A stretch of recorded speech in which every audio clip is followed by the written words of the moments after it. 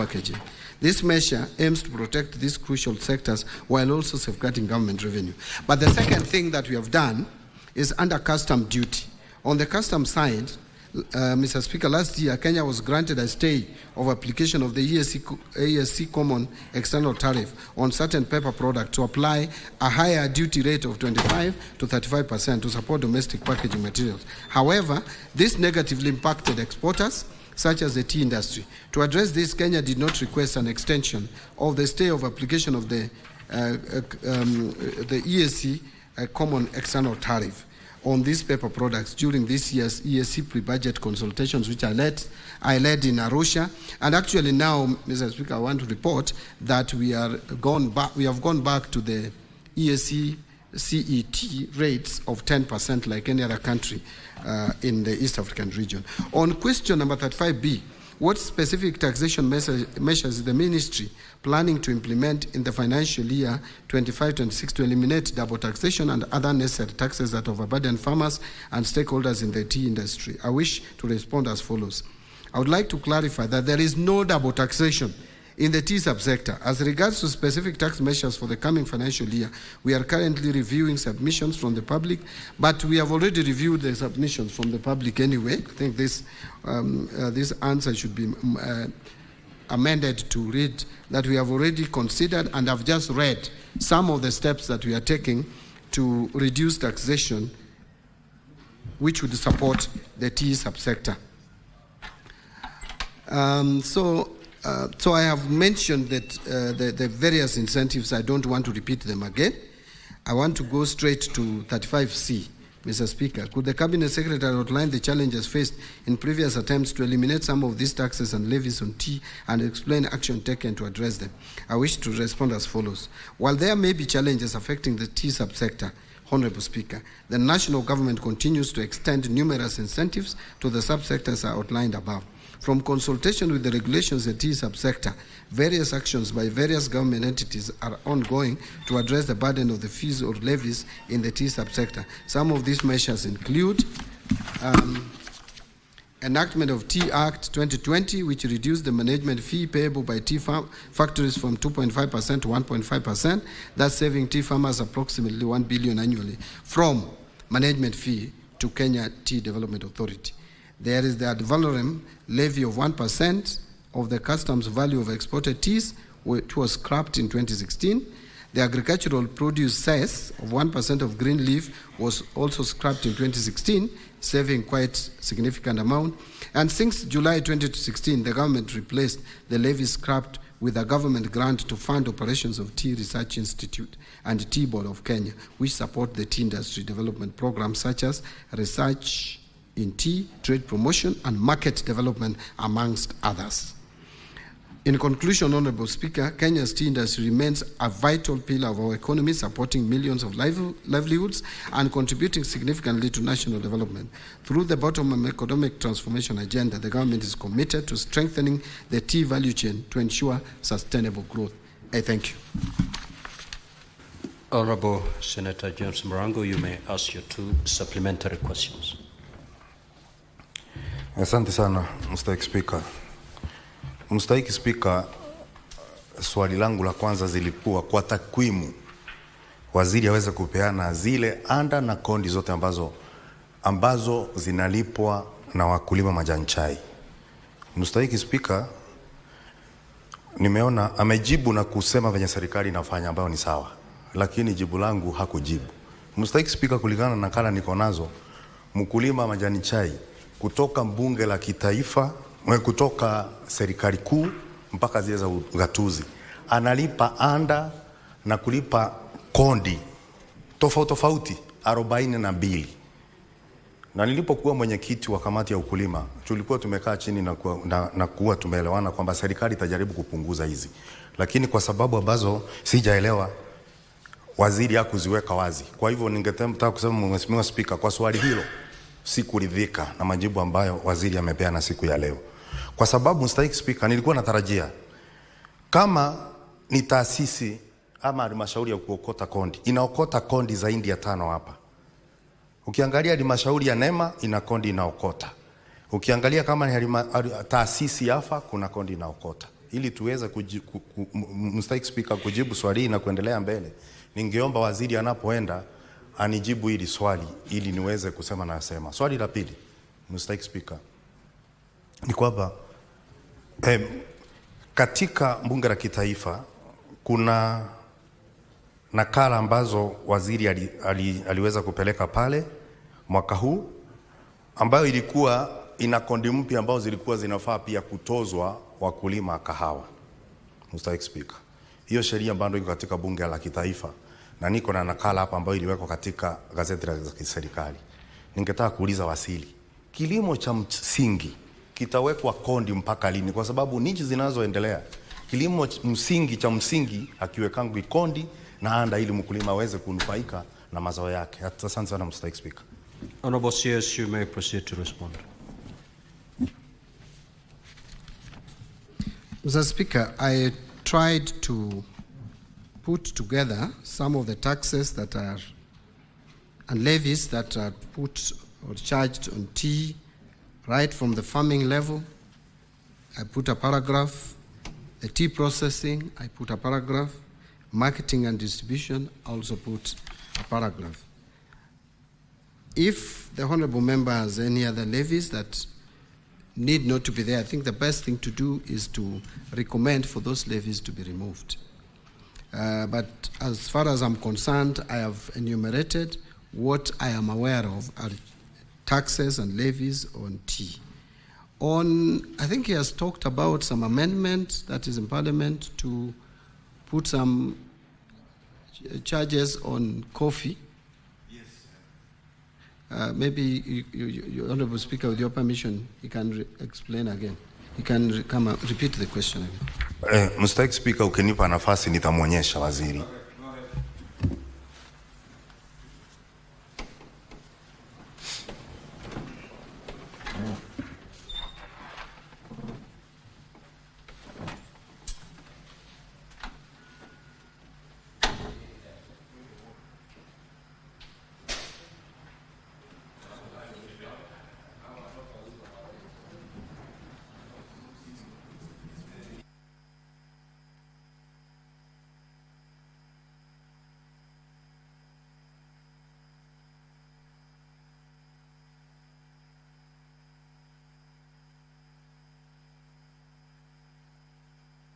Honorable CS, if you need time to acquaint yourself with that particular document, you may say so. Yeah, Mr. Speaker, I'm trying to check because my understanding was that we were reducing those rates. And so it's just demonstrated to me the rates that are on the first schedule and the second schedule. My understanding is that those rates were coming down. But if they are going up, I may need to check and address that. But I am almost certain that the rates were higher than what is being provided. And so what we were trying to do is to reduce the rates to make coffee more competitive, Mr. Speaker. Senator Edwin Sifuna. Honorable Speaker, in line with the question by the Senator for Kirinyaga on measures to reduce double taxation, unnecessary taxes and overburdening of farmers and Kenyans in general, I would like the CS to address one question. Honorable Speaker, we have heard the ministry, actually the CS himself, taking credit that this year's finance bill has no new taxes. But I know it's credit to the Gen Z who have struck the fear of God in this government. They will not attempt to bring new taxes. What are you doing about existing taxation, Cabinet Secretary, that you found, including the housing levy, the increase in pay and VAT on fuel that has seen the cost of taxes on a liter of petrol exceeding the cost of the product? I thank you, Honorable Speaker. Senator Mofai. Thank you, Honorable Speaker. Mine is a supplementary question. CS Treasury.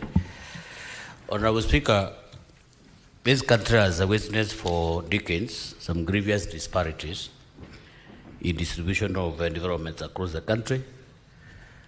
Talk of roads, talk of water, talk of industries and so forth.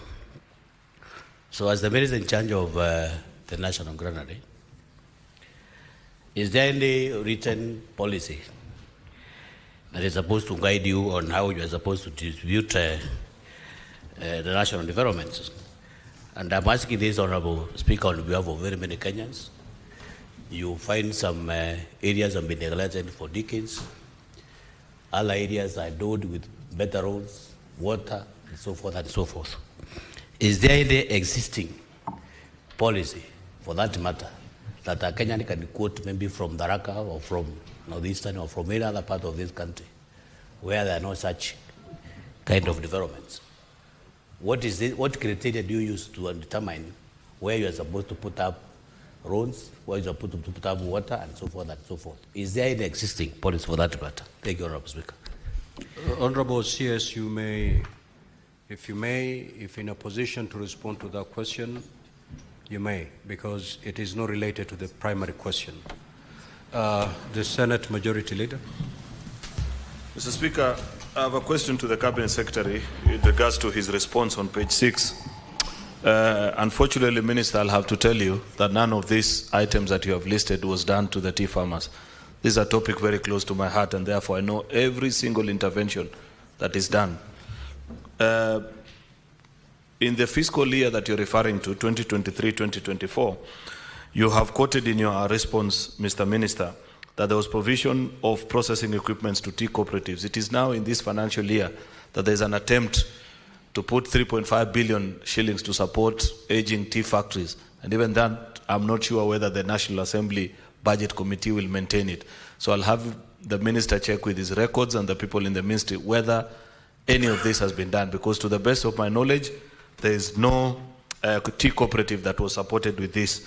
With regards to establishment of this, what is calling Tea Value Addition Hub, construction is yet to begin of the common user facility that the government promised tea farmers in the country. And therefore it will be important for the Minister to let us know when construction of this common user facility will commence. There was a promise of 1 billion shillings to KTDA through its subsidiary Ketepa that this was going to be set up in Kericho.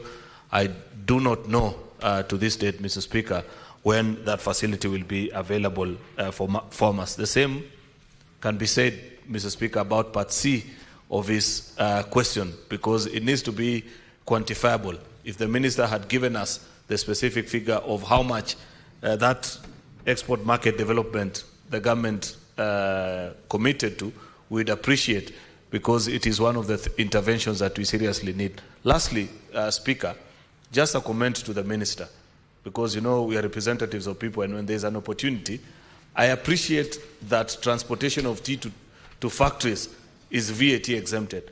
I do not understand, Mr. Minister, why in every finance bill, last year it had to be removed, and even in this year's proposal, transportation of sugarcane to factories is subject to VAT. I don't know why at Treasury they want to treat tea farmers and sugarcane farmers separately, yet they are all citizens of this republic. So while I appreciate what is done for tea farmers, I'd wish that the Treasury does the same for sugarcane farmers as well. I thank you, Mr. Speaker. Honorable CS, you have 3 minutes to respond. Thank you, Mr. Speaker. I'll try to be fast. Yes, it is true that we have not made major changes in taxes that would disadvantage the taxpayer or individual taxpayers in terms of reducing their disposable income. And this was a commitment. Yes, I know Senator Sifuna is attributing it exclusively to Gen Z. Partly true, partly not true. Honorable Senator Sifuna very well knows my stand on taxes. Even before I joined the cabinet or the executive, I am one person who does not believe that higher taxes would lead to more revenue or higher tax rates. And that is my stand. I've spoken about it. Maybe we share that idea with Gen Zs, but so it cannot be exclusively the Gen Z's ideas. And I think the government is also sold into the idea that now, where we have reached, we cannot go further to reduce disposable income. On housing levy, I think there is a discussion around seeing how to restructure it, because again, it has serious benefits, in my view. Quite a number of projects are coming up, but at the same time, the individual employees, those with pay slips, have complaints. which you cannot ignore. So a lot of restructuring is going on, and I am sure that more pronouncements will come in due course. On the issue of payee, again, also we are looking, actually this financial year, when we were preparing the finance bill, we even did some simulation on how to reduce the pay as you earn. But what stopped us from implementing it with this finance bill, and I think we are going to consider it in the next finance bill, alongside the reduction of corporation tax or corporate tax from 30% to 28%, we considered reducing to 28%, was the failure by KRA to meet its revenue targets. And so we thought that as we carry along with the reforms at the KRA, we should not be doing too many things at the same time. First, let us see what the reforms at KRA in terms of automation and in terms of making it efficient is yielding to us. Then we can now move to the next step of reducing the tax rates to increase disposable income. But it is an idea that I support, Senator Sifuna. And that also goes to the heart of fuel levy or road maintenance levy. On distribution of development across the country, yes, Senator, it is true, Mr. Speaker, that over the years since independence, that we have not been very fair and objective as a country in terms of distributing or budgetary allocations to regions. And this is what has brought the tension that we have in the country, where people believe that for you to get development, then your people should be the ones in power. And I think devolution was meant to cure this, but it's still at the same time, still it has not been fully cured. We are trying, and it is not something that you are going to do in a day, to try as much as possible to be equitable in the distribution of resources. And I think the budget that we have produced addresses it to some extent, it has not fixed it, but addresses it. Take, for example, and I've given this example, that since independence, the children in Tana River have been eaten by crocodiles as they crossed River Tana going to school. For bridges, one bridge costing just 100 million, yet you find many of us have tarmac roads up to our homes. It is not fair. So many of us have tarmac roads up to our homes. So many of us have piped water in their houses, even in rural areas. Yet Tana River, those children, for just 100 million, have been eaten by crocodile. That is, we cannot live in such a country of iniquity. So, inequitable resource distribution. Remember, for the first time, I want to say here, Dadaab constituency, for example, is going to see 30 seconds more. The first tarmac road. And I can go on and on. You see the first major road in northern Kenya being under construction since independence, all the way from Meru, Isiolo, going to Garissa, Wajir, all the way to Mandera. 740 kilometers being done in this government to enhance equity. Now, the majority leader talked about, I can just answer the majority leader by saying that I am going to follow through some of these initiatives, including the support to tea cooperatives, common user facility and all that. We have put some allocation in the budget. I hope they will not be taken away by the National Assembly. And then I will make sure that the monies are released or the exchequer is released to support the tea sector. Thank you very much. We now move to question number 048 by the Senator for Kisumu, Honorable Tom Ojenda. You may proceed to ask your question. Thank you, Mr. Speaker. Yes, Deputy Speaker. Honorable Speaker, I'm very much aware that you are constrained by time, but you know, Mr. Speaker, when members are asking questions not related to the subject matter, as we come from areas that you know the best in the world, and under question to the CS, but when now we start digressing and we don't ask the prime questions, Mr. Speaker, then some of us will be lost. So, Mr. Speaker, can you give me a latitude just to ask him one question so that Honorable Senators, this is not for me to tell you. The standing orders are very clear. On, if you read Standing Order 51C, 7A and B, it's very clear that one, you need to ask one question, and that one question must be related to the primary question. Now, if you take to the floor and give us a speech, time doesn't stop running. For those who feel they have more questions to ask the CS on this particular subject, you can always post that question, and we'll invite the CS to come back. This should not be the end of responding to questions related to taxes on agricultural produce. Senator Tomojenda, proceed.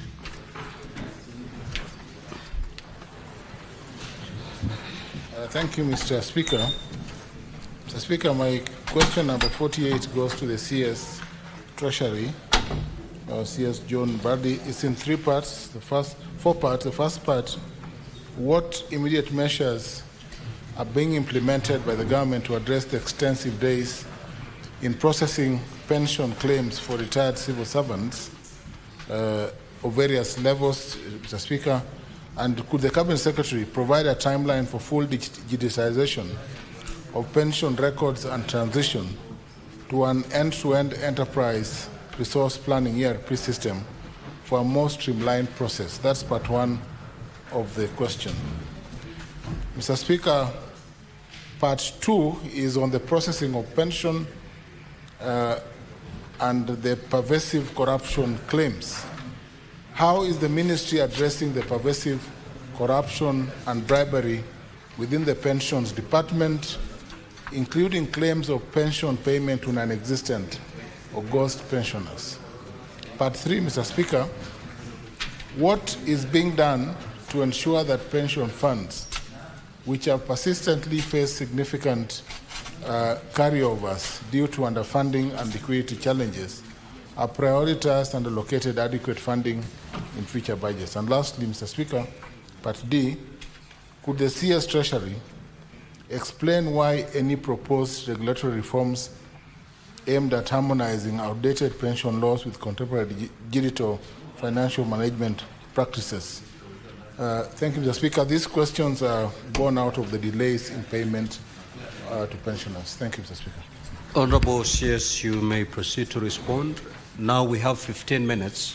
Those 15 minutes to be utilized by the CS in responding to the question, and also to be utilized by honorable senators in asking supplementary questions. Yeah. Now, honorable CS, your response is fairly lengthy. Please paraphrase it to allow honorable senators time to interact with your response. Yeah, thank you, Mr. Speaker. I think I'll take 3 minutes just to go through the response. I'll not read it verbatim. Measures being implemented to address delays in pension processing and the transition to a digitized pension system. A number of steps we are taking for comprehensive review. One is timely submission of retirement notices. Employers are required to notify employees of retirement at least 1 year in advance, and to submit pension claims to the pension department 9 months before the official retirement age. Number 2, verification and documentation. Pension payments are contingent on complete and accurate documentation from retirees and employers. Incomplete submission, disputes, or litigation. Number 3 is processing at the pension department. Once a complete pension claim is received, the department processes it within 90 days, as stipulated in the National Treasury Citizens Service Delivery Charter. Then we have exchequer releases, which is also another challenge. Payment of pension gratuities depends on the availability of funds, which is influenced by national revenue inflows. So to improve efficiency, these are the measures that we have taken. One is deployment of pension officers to key MDS. So we have made sure that key MDS, like TSC and others, have pension officers. The National Treasury has deployed 18 pension officers to the Teacher Service Commission, for example, to expedite the verification and submission of the pension claims. Number 2, strict enforcement of early submission policies. MDAs are mandated to submit pension claims 9 months before an officer's retirement date. Number 3, system enhancements and technical support. That is, pensions management information system is undergoing significant upgrades to reduce manual interventions and improve efficiency, and also enhance data security. Review of the pension legal framework is also being undertaken to align with the emerging needs and improve the sustainability and efficiency of pension payments. National Retirement Benefits Policy, the Cabinet has approved the National Retirement Benefits Policy, which was approved on 3rd November 2023. This policy aims to harmonize retirement benefits, improve governance, and enhance sector growth. Public awareness and sensitization is also ongoing, is also being conducted, workshops being conducted, and sensitization programs on retirement. Recruitment of additional pension officers. To enhance processing capacity, the Treasury recruited additional pension officers in 2021, followed by 6 deputy directors in 2024, with specialized expertise in pension administration. Number 8 is the re-engineering of the pension management information system. The Treasury has onboarded a contractor to develop an enterprise resource planning solution which fully digitizes pension, and that online claim submission will be done, self-service portal, automated approvals, integration with key government databases is also being addressed. So number B was the question. So the system is expected to be fully rolled out by 1st July 2025. This will help us now, like what I said before, that we will automatically transit those who are from the payroll to the pension payroll. Addressing corruption and bribery in pension administration. First, we are doing the following: strict pension verification procedures that it's being instituted, and this will help us reduce errors, fraudulent submissions, and unauthorized payments. Collaboration with financial institutions, like the case that Senator Eti Okech spoke to earlier. We are working with commercial banks and financial institutions to monitor dormant pension accounts, flag suspicious activity, and prevent unauthorized withdrawals. Open plan office layouts. Pension Department has restructured its office setup to enhance transparency and accountability, reducing opportunities for unethical conduct. Decentralization of pension services through Huduma centers, following retirees to access services without unnecessary bureaucracy or middlemen. Number 5 is integration with the National Death Registry. The Treasury is integrating biometric verification with the National Civil Registry to detect deceased pensioners in real time and prevent continued payments to non-existent beneficiaries. Biometric pension verification and e-pension system has also been implemented. Collaboration with the investigative agencies to deter cases of corruption. Now, number C is ensuring adequate budgetary allocation for pension payments. That was also asked. The Treasury is committed to ensuring that pension obligations are fully funded and liquidity challenges are minimized. And to achieve this, prioritization of pension payments. Pension payments are treated as a first charge obligation in the national budget, ensuring they are allocated sufficient funds. So it is in the CFS as a first charge. Addressing carryovers and cash flow constraints. Outstanding pension obligations due to cash flow challenges are prioritized in the subsequent budget cycle. Like 2023-24, we carried forward 23 billion. That is pension unpaid at the end of the financial year. That became the first charge and was paid in the 2024-25. But that has also put a strain on our 2024-25 finances. But now I'm happy to report that as we speak, in fact, between 30th of April and 21st of May, it would interest you, Mr. Speaker and the honorable members, that within those 3 weeks, we paid a total of 17 billion, 17.4 billion to the pensioners. And now we have a balance to pay of only 16.9. So compared to last year, when we carried over 23, up to date, and the year is not yet over, we have 16.9 billion to pay. And I think we are going to do much better than last year, although we should do 100%. Addressing carryovers, I've spoken to. Timely issuance of monthly pensions, again, that is one of the steps that we are taking.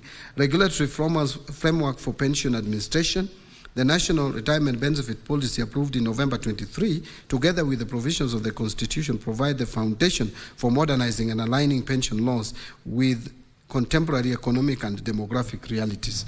In line with this, the government is implementing key regulatory reforms, which are as follows. The legal reforms, we have on the scope, the Task Force on Public Service Pensions Legal Framework, formally appointed on 17 September 2024, is tasked with reviewing existing pension laws and identifying gaps and hinder effective service delivery. Then there is legislative and regulatory amendments. The task force will propose comprehensive reforms to enhance efficiency. Then we are also doing benchmarking with international standards. The review will incorporate lessons from countries with well-established pension systems to ensure a robust and globally competitive pension framework. Number two, engineering the pension management information system. Again, I talked about this, eliminating paper-based processes, empowering pensioners with self-service capabilities, accelerating processing through automated approvals, enhancing security and accuracy through system integration. So the key here is automation. If you automate pension system, as we have indicated, then you'll solve a number of these issues. And I've said from 1st July, we are onboarding the system, and it will enhance efficiency. Now, finally, I think is reforms to enhance financial sustainability, transition from defined benefits to defined contribution. To enhance sustainability, the defined benefit scheme cannot work because, again, with the life expectancy going up, and with meager or limited resources made available through budgetary provision, we can't sustain this. So the new system of public service superannuation scheme is going to help us a lot in addressing these pension challenges going forward, because we are going to have defined contribution system that is already rolled out, and this has been done out of actuarial calculations, and it is a better system. So in conclusion, Mr. Speaker, the National Treasury recognizes and values the contribution of retired civil servants, remains steadfast in its commitment to ensuring that their pension benefits are processed efficiently, transparently, and without undue delays. The measures outlined above are transformational and will ensure that Kenya's pensions administration is modernized, digitized, and aligned with international best practices. I submit. Honorable Ojenda, you may now ask your two supplementary questions.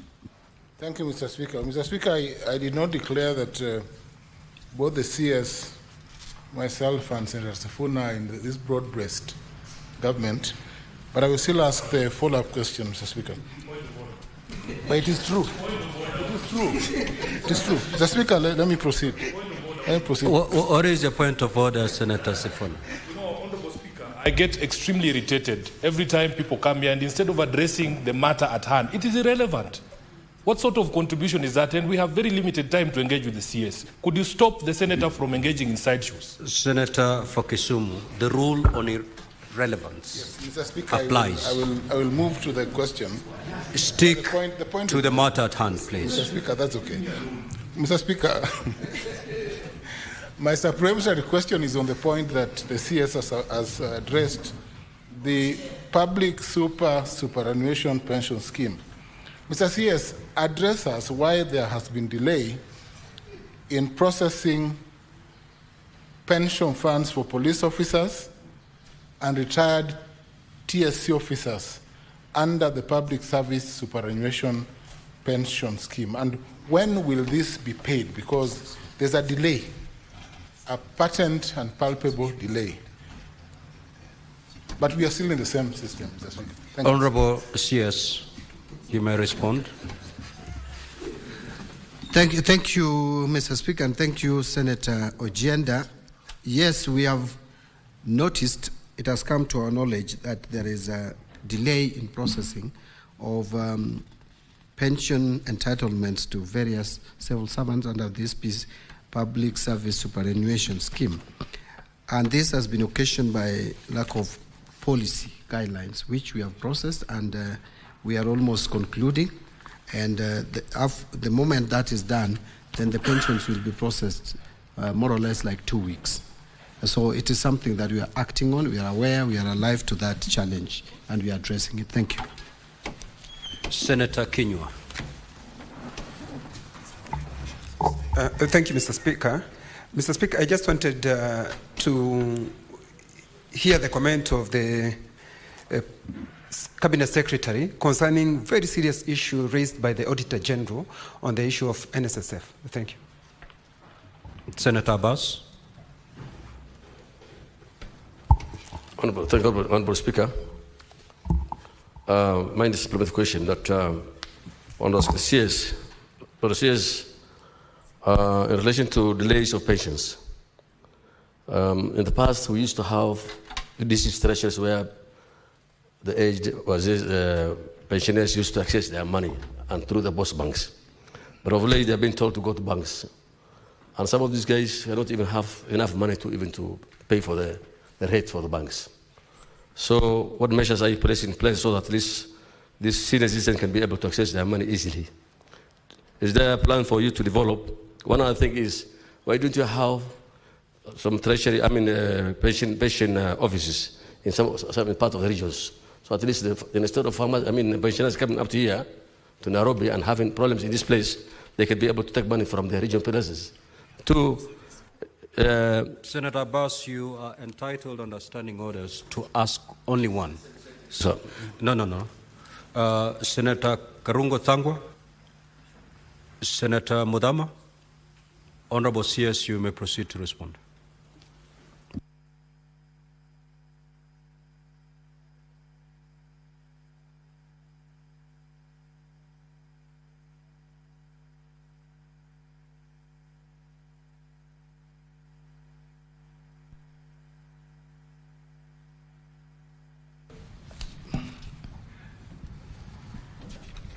On the question that was asked, is it really working?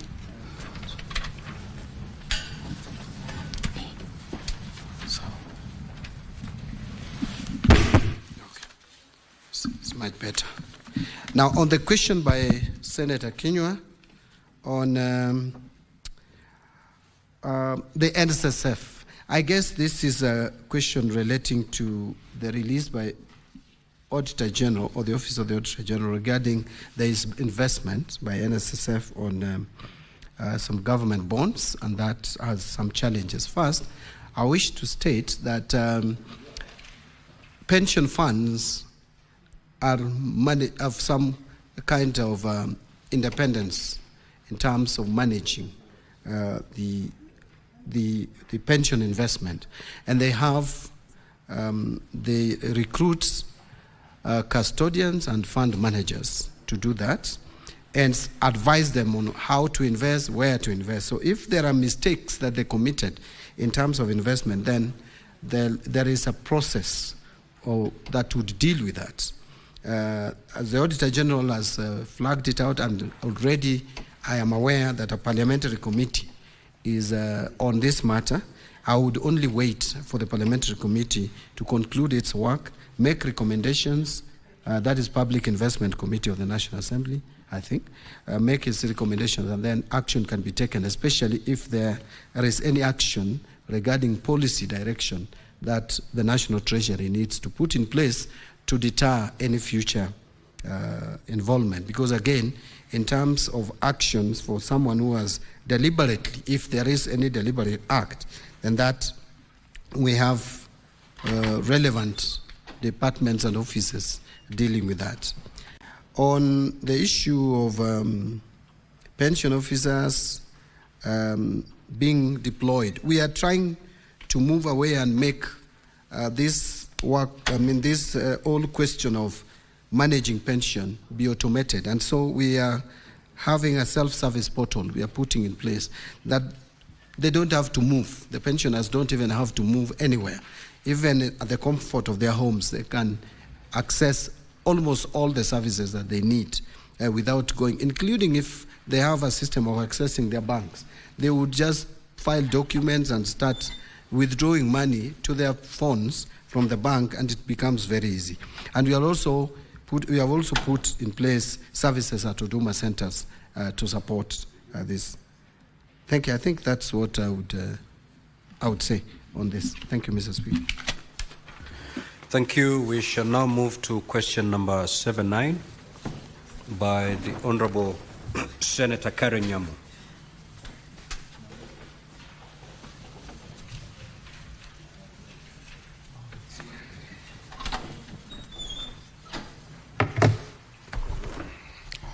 Thank you, Honorable Speaker. I would want to ask this question on behalf of Senator Karen Nyamu. The questions are as follows. Question number 079. One, could the Cabinet Secretary state the medium-term strategy to reduce the fiscal deficit from 4.9% to a sustainable level? Number two, what measures is the ministry undertaking to support counties, noting that 2025 budget policy statement project GDP growth at 5.3% and stable inflation, yet county governments face a contracting fiscal space and rising costs? Three, what interventions is the ministry implementing to address the pending bills crisis in the county governments, particularly in Nairobi County, where pending bills have accumulated to approximately Kenya shillings 121 billion, and what mechanisms are being enforced to ensure timely settlement for supplier debts and prevent further accumulation? Four, how does the National Treasury plan to manage increased domestic borrowing by the government without crowding out private sector credit and stifling economic growth in light of constrained external financing and the lapse of the International Monetary Fund, Extended Fund Facility, and Extended Credit Facility, and program signed in April 2021? Thank you, Honourable Speaker. Now, Honourable CS, we have 15 minutes within which to respond and also to allow supplementary questions from Honourable Senators. So kindly paraphrase. We already have your substantive response. Proceed. Thank you, Mr. Speaker. Mr. Speaker, in responding to this question, although this is an area that I become sometimes very passionate, but I will not go overboard. So to effectively manage the prevailing fiscal deficit in Kenya, the government, through the National Treasury, is adopting and has adopted a multi-pronged approach with notable focus on both revenue generation and expenditure control. So you can call it revenue generation and expenditure or fiscal consolidation. So there are several steps or approaches to this. Number one, strengthening financial controls. Number two, diversifying borrowing sources. Number three, improving debt repayment planning. And number four, promoting efficient resource allocation. Those are the steps that we are taking to ensure that we manage, or rather, we reduce the fiscal deficit to manage the debt sustainability. So, for example, in this financial year that we are going to 25-26, we plan to have a budget deficit of about 4.5%, not 4.3 as indicated in the document. We have revised it to 4.5% compared to 4.9, which of this current financial year. Actually, it's going to be about 5.1% this financial year. So we are reducing the budget deficit. The best way to address or enhance or ensure debt sustainability is to persistently and consistently reduce budget deficit year by year. I want to report, Mr. Speaker, that in 2020-2021, the budget deficit was 8.3. 21-22, that came down to 6.2% of GDP. 22-23, it came down to 5.6. 23-24, you see we are coming down. We came down to 5.3, and now we are at 5.1, and we want to move to 4.5 continuously, and in the medium term, we'll be at 2.7. So that is what the reduction of budget deficit will help us on debt sustainability. But then, that can only be realized through fiscal consolidation. Fiscal consolidation here simply means, one, you enhance revenue collection. And that is why we are working on Kenya Revenue Authority automating their processes and procedures to make sure that we enhance efficiency and effectiveness of that institution. But also, we are working on the other side of managing expenditure. And managing expenditure and managing prudence in use of public funds. Mr. Speaker, I want to report here that one step that we have taken to ensure that our revenues are realistic, because that is one area that has resulted over the years in over budgeting, which has given us high fiscal deficit. We revised 2025-26 revenue estimates down from 3,018 billion to 2,757 billion. For the first time, Mr. Speaker, I'll report to you that the National Treasury's estimate of ordinary revenue is below the estimate by Parliamentary Budget Office. For the first time. It has always been that the Treasury estimates are higher. So we are doing that to make sure that we are realistic. So on the revenue side, let me brush over or move to expenditure. Some of the things that we are doing to ensure that we cut on expenditure. And again, I want to report here that we reduced our expenditure based on the BPS that was approved by 120 billion just to live within our means. So we are taking steps to actualize fiscal sustainability. The government will sustain efforts to strengthen accountability, transparency, and a revenue mobilization path by the medium-term revenue strategy. We are also strengthening expenditure control and improving efficiency and effectiveness in public spending. That is why on 7th of April, I officiated the launch of e-procurement system to maximize value for money and increase transparency in procurement. From 1st of July, all government procurements will be done through e-procurement platform, and no one else will be given excuse. Over 3,000 MDAs will all be onboarded, and the onboarding is going on, and we are even training the suppliers, the contractors on the use of this system. We have also implemented zero-based budgeting approach for this financial year for the first time. We have also operationalizing the assets and inventory management modules in our IFMIS for all MDAs. In order not to crowd out the private sector and the provision of public services, the government is scaling up the use of public-private partnership framework for commercially viable projects. A number of projects are lined up for PPP. Rironi Mau Summit is one case. We are also thinking and working and moving forward with SGR that will largely be on PPP. The Galana Kulalu project is there, one of the PPP projects. A number of projects under the energy sector, especially the energy transmission, are also being implemented under the PPP system. The government is also piloting a new human resource management system, which will be rolled out to all national government ministries and departments, as well as all county governments, in order to improve the management of the wage bill, including statutory payroll deductions. In view of the constrained fiscal environment, prioritization during resource allocation will be critical in ensuring low priority expenditure are dropped or deferred to give way to high priority service delivery programs.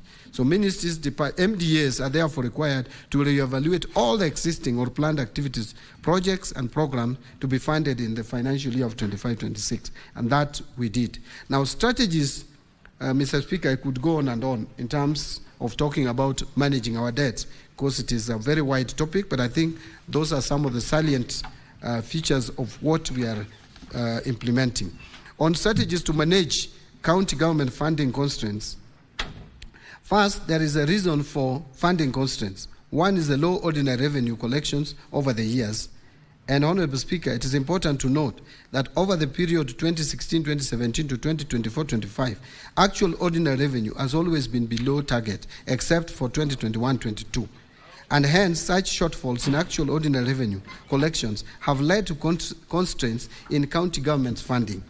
This is real, Mr. Speaker, because we budget, but the resources become a challenge when we don't meet the revenue targets. The need to finance mandatory expenditures under Article 203 of the Constitution. The government has an inevitable need to finance mandatory expenditures under Article 203 of the Constitution. Such expenditures relate to national interest, programs such as the security modernization, strategic interventions. This leads to fiscal deficit in financing other major national government functions, which has always occasioned additional borrowing, which continues to distort our fiscal framework.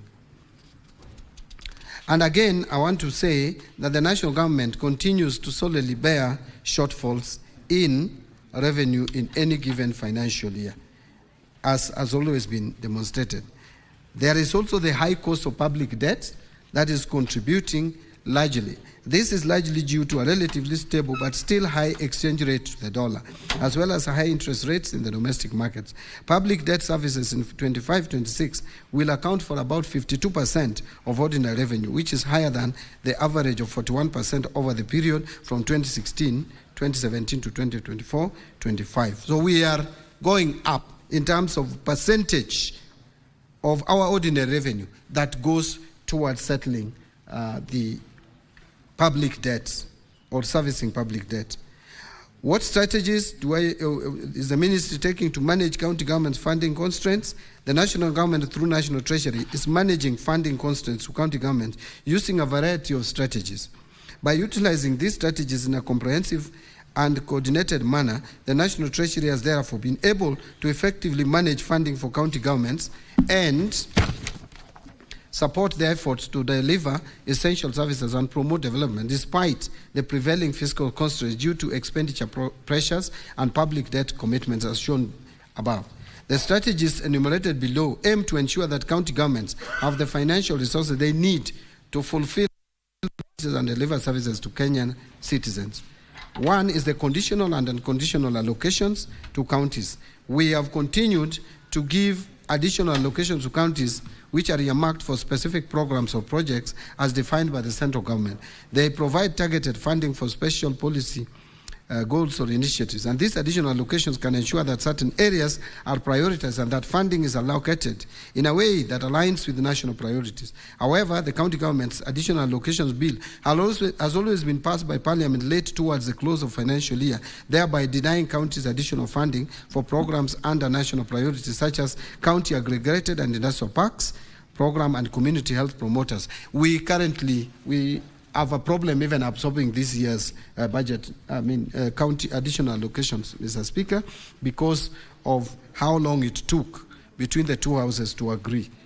So promoting local revenue generation in the form of own source revenue, again here the National Treasury has been empowering county governments to generate their own revenue through taxation and other means. This is meant to increase the autonomy and fiscal sustainability of county government to alleviate the risks associated with over-reliance on equitable share to find essential services. The National Treasury has finalized the development and piloting of own-source revenue forecasting tools for counties to help them expanding their revenue bases, thus allowing them to implement realistic charges, levies, and fees geared towards raising more revenues. It is expected that this own-source revenue system generation will strengthen county government's autonomy and promote fiscal sustainability.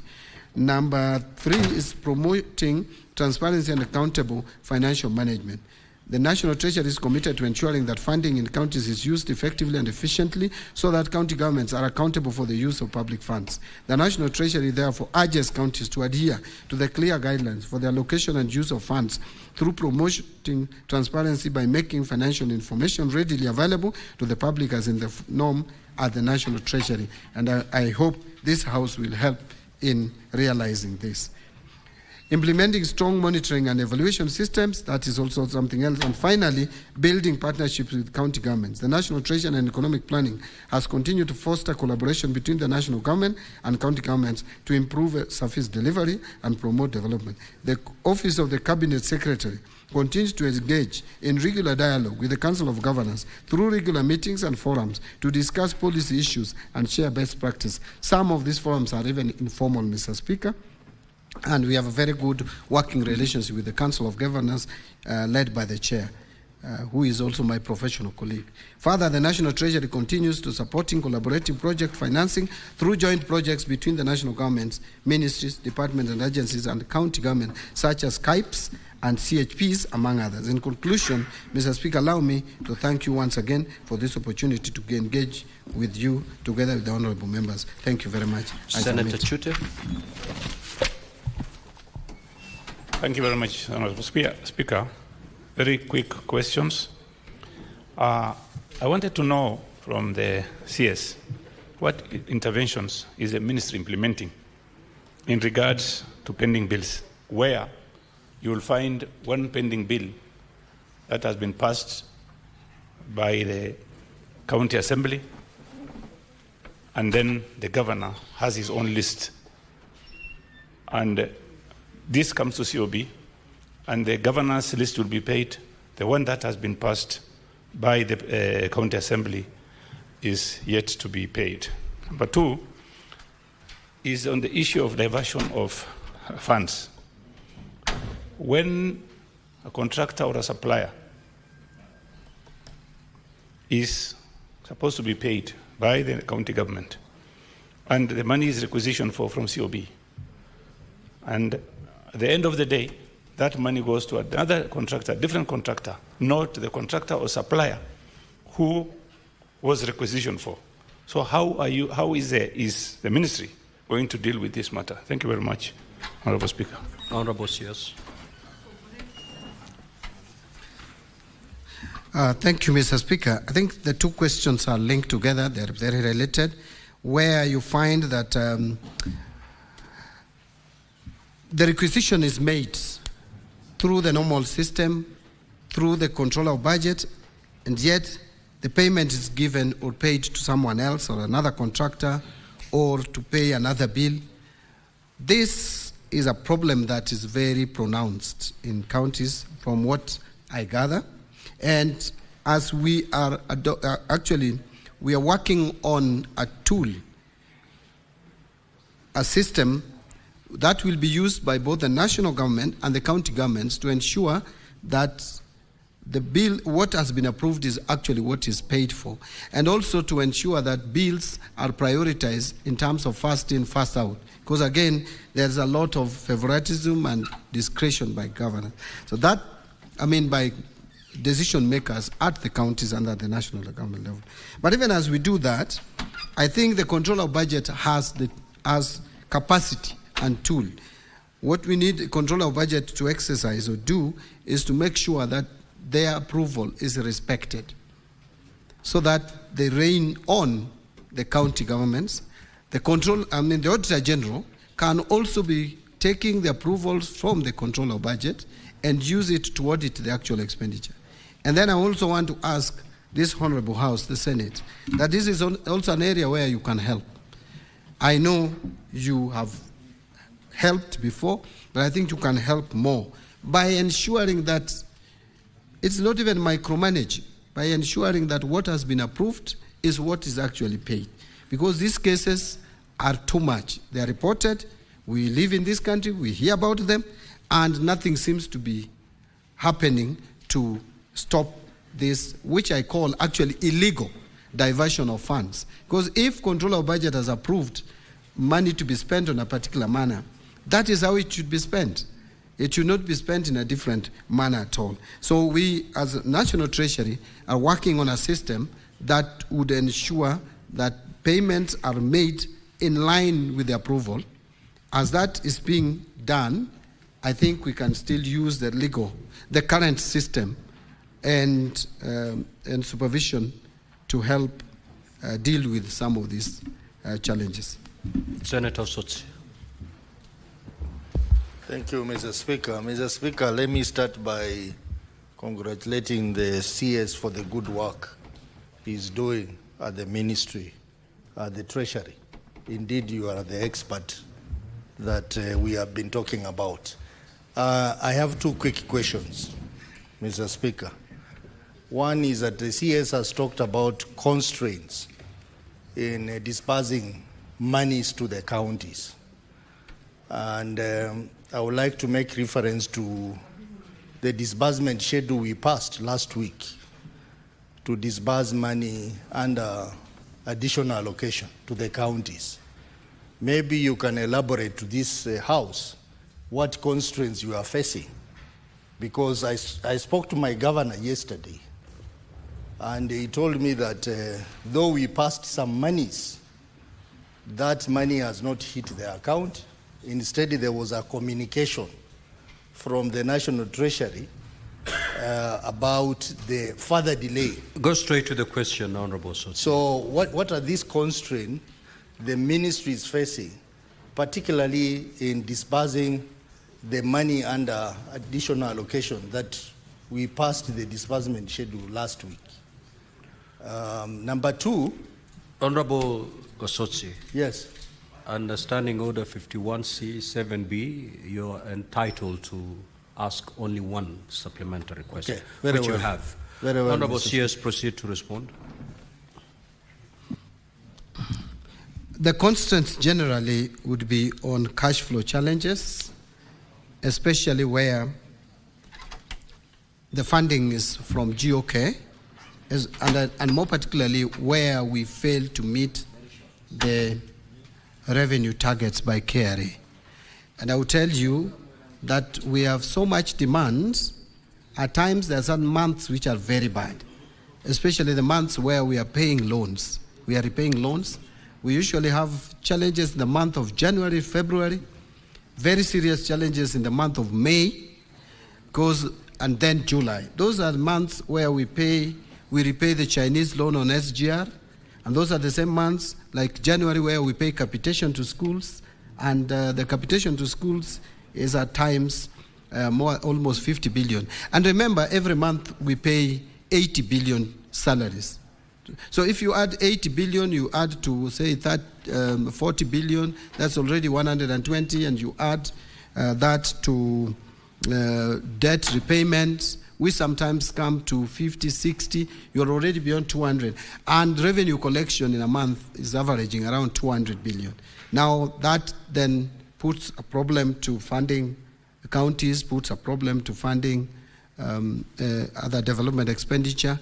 But I will tell you, we still work very hard to make sure that counties get priority in terms of funding. And sometimes we look at even the balances of counties and release some money. When we have limited resources, release some funds to some counties which have low balances. Those who still have high balances, we again tell them when they spend, we give.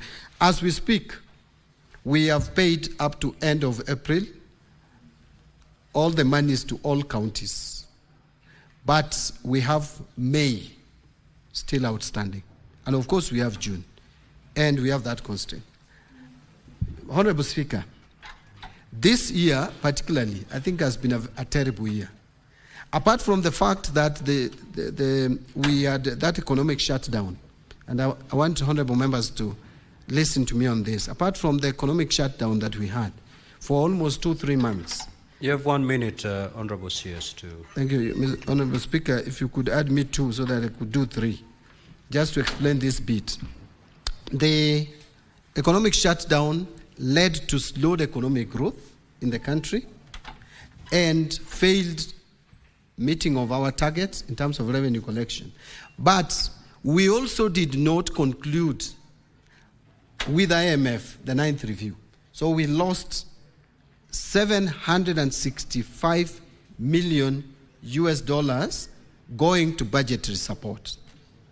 As we speak, the World Bank's funding, or BOP, seems to be going to July.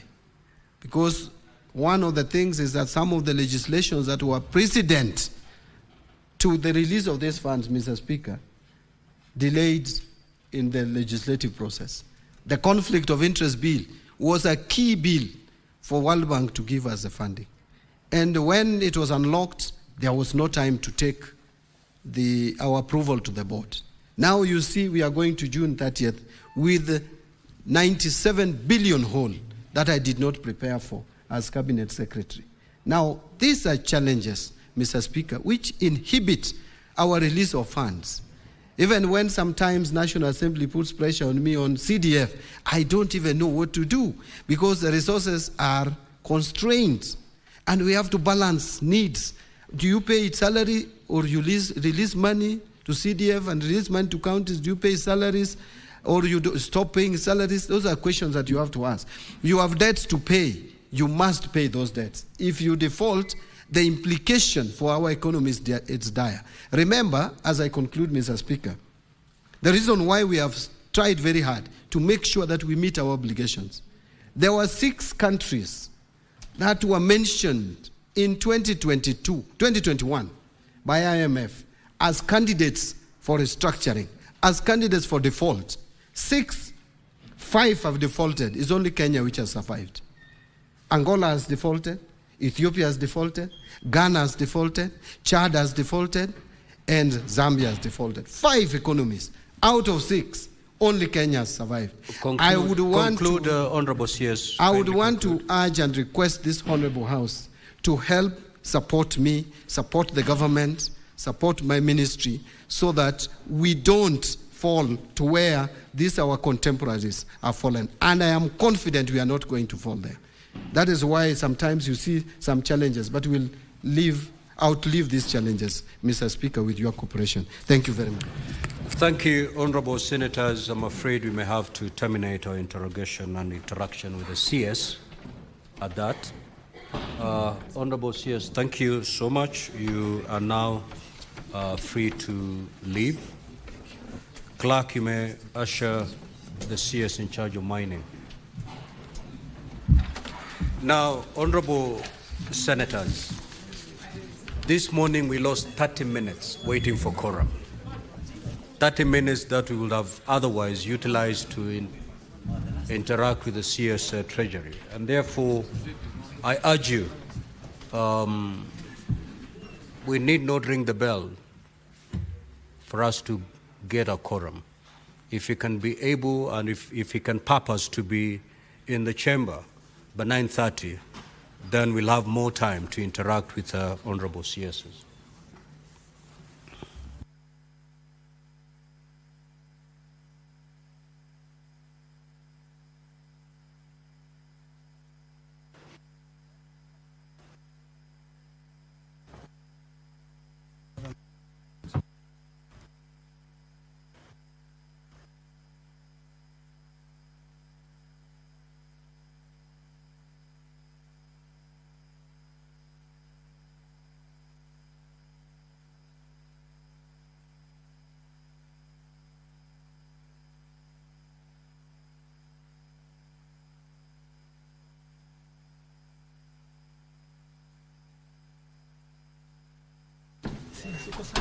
Niko vizuri.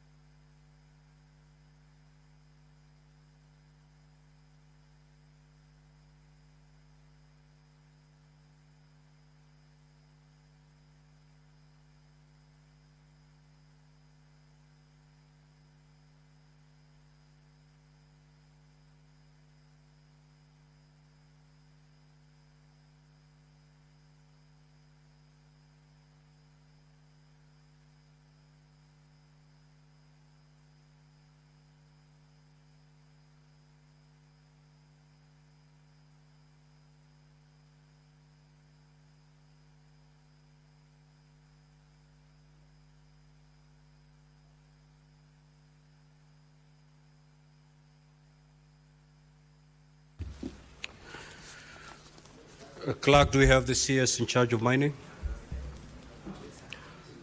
Honorable CS, welcome to the Senate. You are here today to respond to 2 questions. Order, honorable senators. Please let us take our seats. We will start with question number 031 by the Senator for Kisumu County, the Honorable Professor Tom Ojenda. You may now proceed to ask the question. Thank you, Mr. Speaker. Mr. Speaker, my question number 31 is in 4 parts. I have also received responses to the questions. I will ask the questions, but I will save time because, Mr. Speaker, the responses are satisfactory, so the CS does not need to spend too much time responding.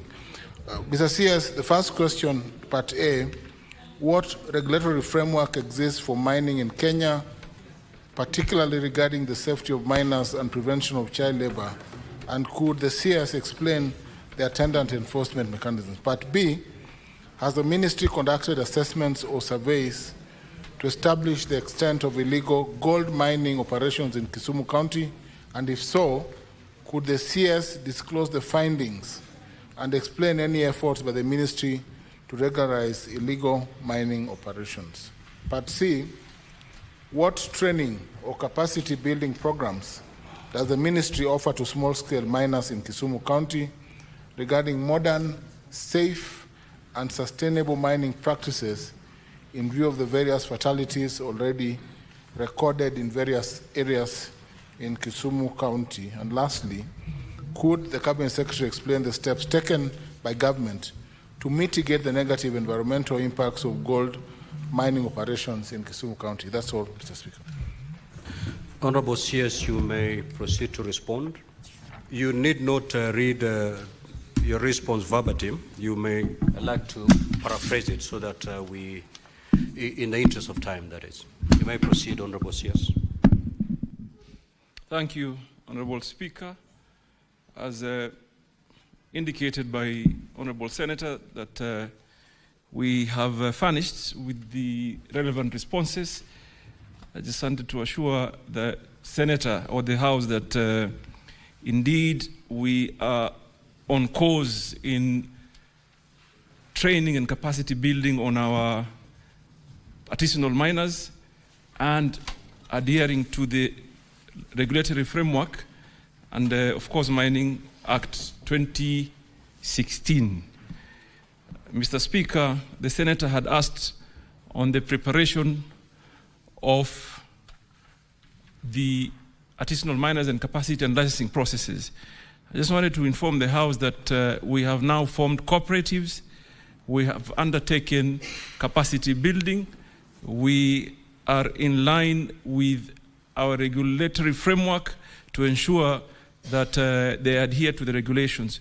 So I am happy, Mr. Speaker, that the Honourable Member is satisfied with our responses. But generally, I want to assure the House that we are on course in capacity building, in creating safety nets, and ensuring restoration or rehabilitation of our mining, whatever activities that happen in all areas in our countries. Mr. Speaker, we've also deployed county mining officers to ensure that they work hand in hand with counties and communities so that we can adhere fully to the requirements of the law.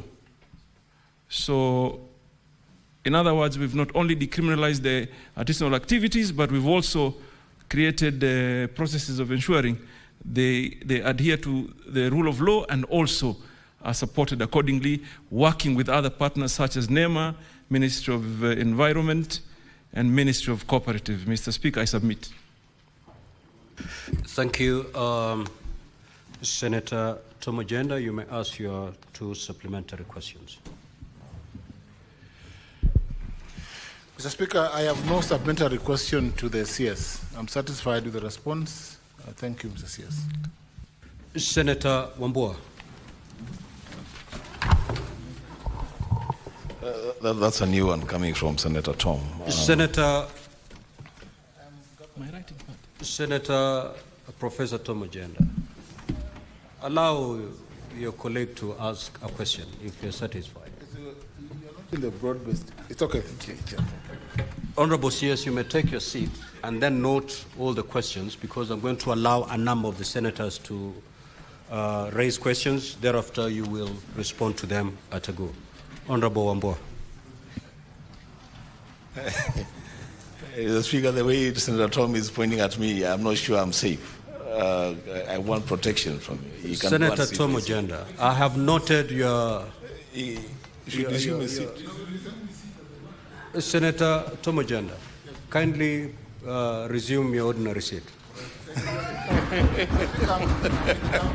Just proceed and do it quietly, please. Proceed, Senator Wambua. Thank you, Mr. Speaker, for your protection. Speaker,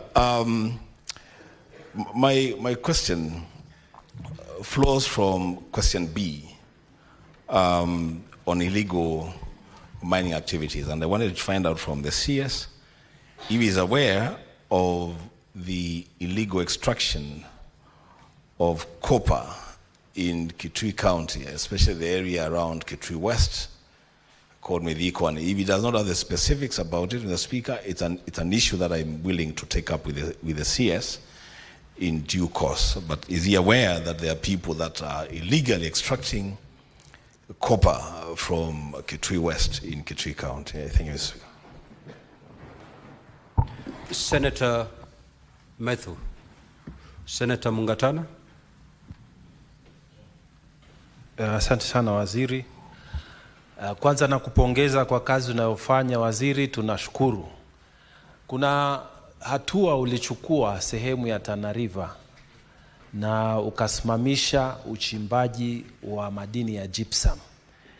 Na sisi tulitarajia ya kwamba waziri utafuatizia, uweke mikakati ili wale wananchi ambao wanafaidika kwa uchumi huo wa uchimbaji wa gypsum wapate haki yao, wawekezaji wapate haki yao, county government ipate haki yake.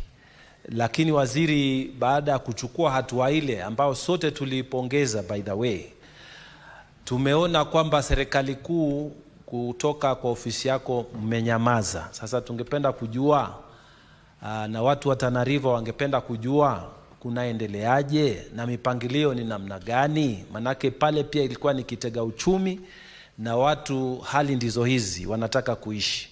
Asante waziri. Senator Olekena. Thank you, Mr. Speaker. Mr. Speaker, my question to the Cabinet Secretary relates to mining royalties. Recently, Mr. Speaker, we had additional allocation of revenue, and some counties were allocated royalties, and I did not see any money being allocated to Narok County for additional allocation of revenue in terms of royalties. Yet Narok County has the majority of gold mining activities in the country.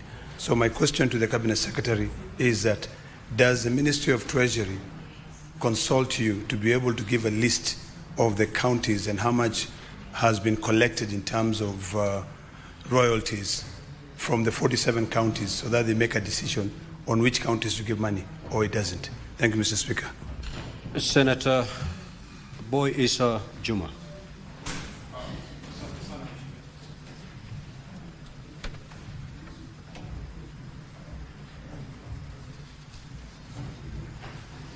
Asante sana Mheshimiwa Spika.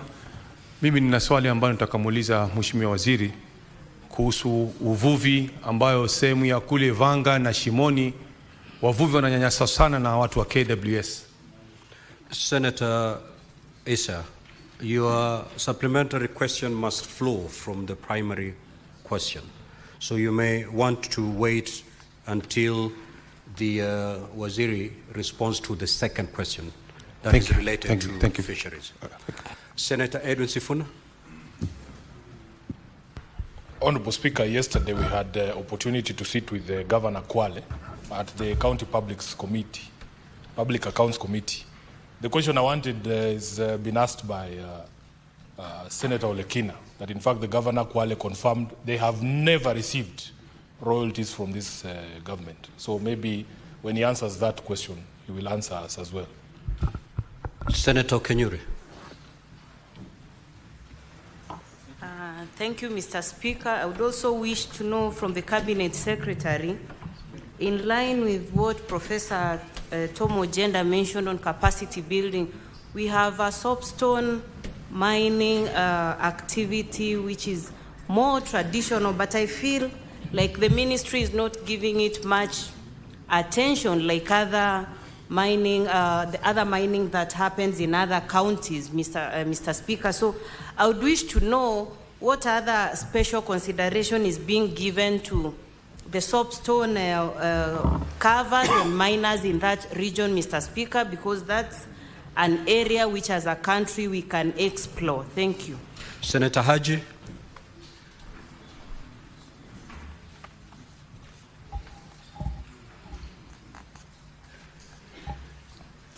Could I have the mic? Oh, thank you, Mr. Speaker. Mr. Speaker, the Cabinet Secretary had responded to the question by Senator Ojenda regarding environmental impact of miners. In his answer, he did elaborate that miners are required to come up with a management plan of the environment. Could the Senator elucidate further in terms of how the ministry has taken action against miners who leave the environment in a very bad shape after they have conducted their business? Could the minister tell us in detail what is the ministry or what measures the ministry is putting in place to ensure that the environmental impact left by the miners are adequately addressed? Thank you, Mr. Speaker. Honorable CS, you may respond, and you have 3 minutes to do so. Mr. Speaker, if you'll allow me, I would like to start with the last question by Senator Haji, and I think it is an important one. One of the reasons as to why we've had to stop some mining operations, like the gypsum one, it is in the manner where the mining activities had been conducted earlier. Lands have been turned to barren land and abandoned quarries. And it is interesting because the pastoralist communities such as Garissa and Tana River and others suffer lots of losses because of losing livestock that fall into the pits. And that's one of the reasons that's why we have cancelled operations. What we are doing is to enforce. Initially, the ministry did not have an enforcement unit. We had a police unit, an AP unit, but now we have the CI unit that pursue those culprits that did that, and we're taking them through necessary action. So I want to assure you, Senator, there's some cause we are following. Senator Ekunyuri, you asked about soapstone. We treat all miners the same. Artisanal miners, a decision that was made is across all minerals. There's no specific treatment for specific mineral. So I just want to assure you, we have considered all minerals and all practices by artisanals. And all of them have been put in cooperatives and capacity build them so that they can be able to aggregate and access market easily. So even licensing, we use the same procedures, same protocols to ensure everybody gets licensed. Mr. Sifuna asked me about the royalties. I share your concerns, Senator. And I am already now negotiating with my committee of National Assembly to be able to undertake some reform, whereas when royalties are paid, they are disbursed to the rightful places on time, so that communities don't have to depend on Treasury. And obviously, I'll be consulting and seeking your support to be able to amend the law, so that if someone pays royalty, 70% goes to national government, 20% should go to counties, and 20% should go to communities. And CDAC, 1% gross, should directly go to the community. So this is a matter that requires reform in our law, and I'm already in discussion with the relevant committee at National Assembly, and I'll be looking forward to engaging you in Senate. Mr. Olekina, I'm not so sure whether you're right by saying Narok may be the biggest gold producer. We really don't have the data. But that said and done, you still deserve to be paid royalties on time. And Senator, I took the decision of terminating some of the licenses because of failure to comply with royalties payment. And I am glad that you worked with us in Narok and supported us. And now we're in the process of identifying good, reliable companies that will take the liabilities of the preserved companies, pay the communities, fulfill the obligations, and be able to get a fresh license. So I also identify with your sentiments, and this is something that we're doing. Senator Makau, my brother, on Kitui mining, particularly on copper. Kitui is endowed with lots of resources, Senator, and copper is one of the most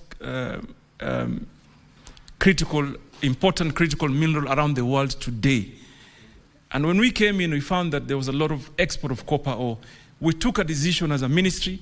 We stopped export of copper ore, and as we speak, there's not a single tonnage of copper that is exported, and therefore we are slowly managing extraction of our copper. What we are doing as a ministry today is to be able to consider the entire value chain, meaning if we have copper deposits in the country, we should be able to move it to copper concentrate and copper cathode to be able to achieve job creation and wealth creation. So, Senator, I assure you, the ones that had been mining earlier, we are pursuing them through our DCI unit.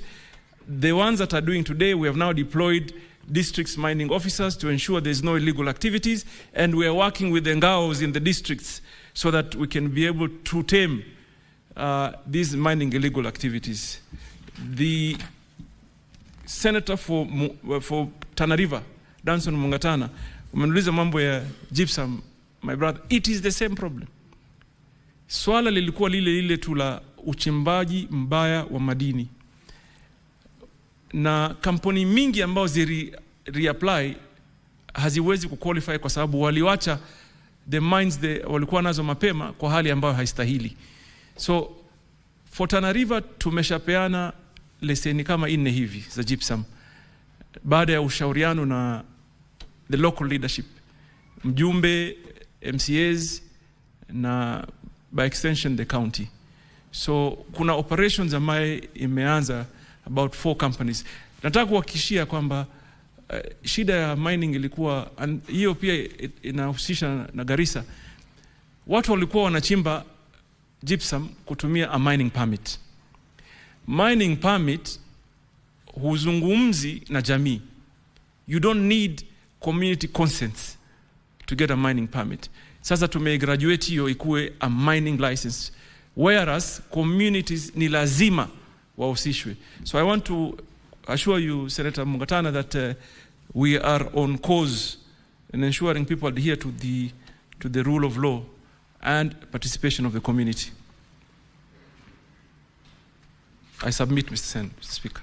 Thank you, Honorable CS. We'll now move to question number 047 by the Senator for Senator Miraj Abdullahi. You may proceed to ask your question.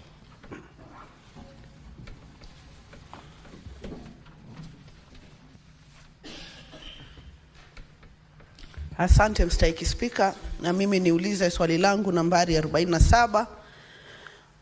Wizara imeweka mikakati ipi kuhakikisha ya kwamba wavuvi nchini Kenya wamepata mafunzo ya kisasa ili kuongeza mapato yao? Swali la pili, je, waziri anaweza kutoa maelezo kuhusiana na matumizi ya shilingi bilioni 1 zilizotolewa na idara ya masuala ya kimataifa ya serikali ya Canada, Global Affairs Canada, kufadhili mradi wa wanawake wanaoshiriki katika biashara za baharini maarufu kama Investing in Women in the Blue Economy in Kenya, IWBEC project, na kuweka wazi majina ya kampuni na vikundi vilivyofaidika, kaunti wanazotoka, waliofaidika, fedha walizopokea na lini walipokea fedha hizo? Swali la tatu, je, waziri anaweza pia kueleza ni hatua gani zinazochukuliwa na chuo cha Bandari Maritime Academy na mamlaka ya usimamizi wa bandari kuhakikisha kuwa vyeti vya mafunzo vinavyokabidhiwa na chuo hicho vinapata utambulizi kamili wa kimataifa? Asante. Honorable CS, you may respond. Now, Honorable Senators, we have 15 minutes to to give to this question. And therefore, Honorable CS, just like you did to the first question, paraphrase your response so that we allow as many senators as we can to ask some supplementary questions. Asante Mheshimiwa Spika. Wizara kupitia idara ya jimbo la uchumi wa buluu na uvuvi imeshiriki kikamilifu kutoa mafunzo kwa wafanyikazi wa samaki katika uvuvi wa bahari kuu kwa ajili ya kuzalisha ajira. Wizara vile vile imetoa uwezo wa kupatia bidhaa za uvuvi kama maboti na ujenzi wa bandari ndogo za uvuvi na kuweza kupatia bidhaa zinazostahili kuboresha biashara ya uvuvi katika maeneo ya jimbo la Pwani na katika maeneo ya jimbo ya Lake Victoria na Lake Turkana, na tukiendelea kuongezesha mbele. Swali la pili Mheshimiwa Spika ni kuhusu fedha za kuempower kina mama kupitia shirika la NGO kutoka nchi ya Canada. Mheshimiwa Spika, ripoti ambaye niko nayo ni kwamba shirika hili lilijituma likatafuta senti kutoka serikali ama wafadhili wa Canada takriban bilioni 1. Baada ya kutafuta hiyo wakaanza kupeana grants ama msaada kwa vikundi vya kina mama viliomo katika jimbo la Lake Victoria na jimbo la Pwani. Na habari ambaye wizara iko nayo ni kwamba walifanya vetting, wakatambua wale the beneficiaries na wakapeana paka sasa takriban milioni 403 million shillings kwa vikundi tofauti vikiwemo vikundi vya Mombasa, vikundi vya Kwale, Kilifi, Lamu, Busia, Siaya, Kisumu, Homa Bay na Migori. Kile kitu ambacho ningependa kuambia nyumba hii Mheshimiwa Spika ni kwamba NGO inavyofanya kazi haihusishi sana vyombo vya serikali. So hatujaweza kupata the detailed expenditure ama ile pesa vile zitumika kikamilifu kwa wanawake ambao walisaidiwa na msaada huu. Lakini na maybe ni kualika tu Senate maybe to engage the NGO directly to maybe they'll open up more. But kwa sasa walitupatia habari ambazo tulizonazo kwamba wametumia pesa kiasi hii na vikundi kiasi namna hii vya Mombasa na vya Lake Victoria na Kilifi na wengineo. Swali la tatu ni kuhusu Bandari Maritime Academy, vipi vinavyofanya mafunzo na recognition issues. Nataka kuambia Mr. Speaker kwamba Bandari Maritime Academy imekuwa whitelisted na IMO, which is a very good step forward. Kuanzia nchi yetu ambayo inahitaji kufanya sahihi ni ku negotiate na nchi zingine for recognition of our COCs or certificate of competencies. Nataka kuambia Mr. Speaker kwamba tumesha negotiate na nchi mingi tu. Kwa sasa tumesign na nchi 4, lakini hivi majuzi nilikuwa Denmark kushirikiana na my counterpart kule kusign. Tuna negotiate now na EU na the Americas largely so that we sign a memorandum of understanding katika recognition ya our learning institutions. But kitu cha muhimu ni kwamba we are whitelisted by IMO. So we are on the positive space. I submit. Senator Miraj.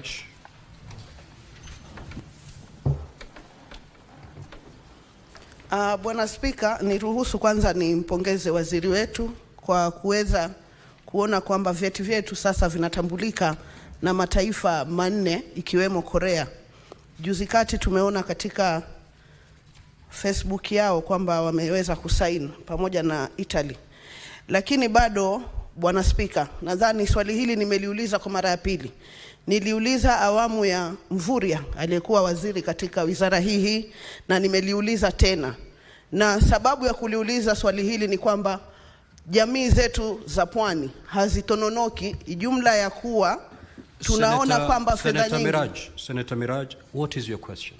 My question is, swali langu ni hili kwamba jamii za Pwani ambazo ni jamii zinategemea uchumi samawati ikiwemo uvuvi na fedha ambazo shirikiana na bahari. Tunaona kwamba hundi zinapeanwa mara nyingi, na hata rais anapokuja pwani tunaona miradi mingi anayoisimamia ni miradi ya uchumi samawati. Lakini kila wakati tunapouliza fedha zile zinawafikia kina nani, hatupati majibu. Na leo waziri amesema wazi ya kwamba hawana ufahamu wa ni kina nani wamekuwa wakipokea pesa hizi.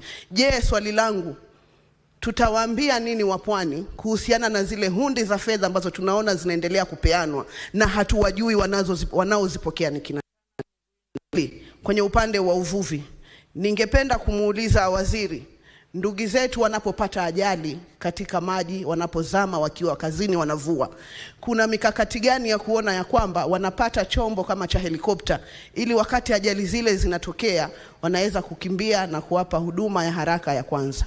Asante Bwana Spika. Waziri unaweza kujibu. Na waziri tu kukujuza ni kwamba ukiamua kujibu swali kwa Kimombo lazima uendelee kwa Kimombo. Ukiamua kujibu swali kwa Kiswahili utaendelea na Kiswahili. Usichanganye lugha hizo mbili wakati unajibu. Endelea waziri.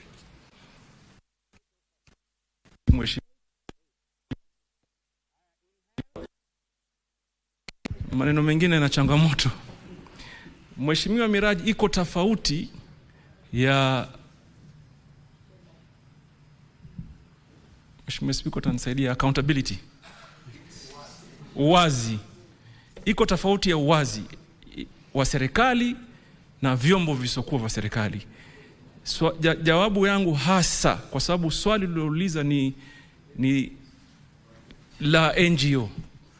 Lakini hii 1 billion ambayo umesema ni pesa ambayo imepitia NGO. Wamepata rasilimali kupitia serikali na ufadhili wa Canada. Sasa imekuwa changamoto kwetu kuwauliza hawa NGO watupatie sisi hisabu na uwazi, kwa sababu wako na tabia zao na mienendo yao.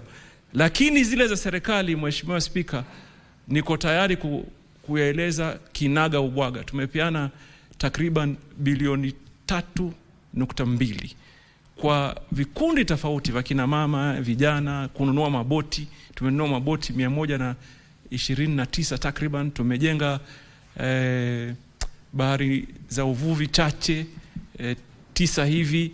Sasa hii tunajenga katika Lake Victoria. Tumejenga zingine 5 katika jimbo la Pwani, na zingine bado zinaendelea, na zingine tumeadvertise juzi na kadhalika. Kwa jambo la ajali, Mheshimiwa Senator, nataka nikwambie hata mimi wale watu ambao unaita watu wako ni watu wetu sisi wote.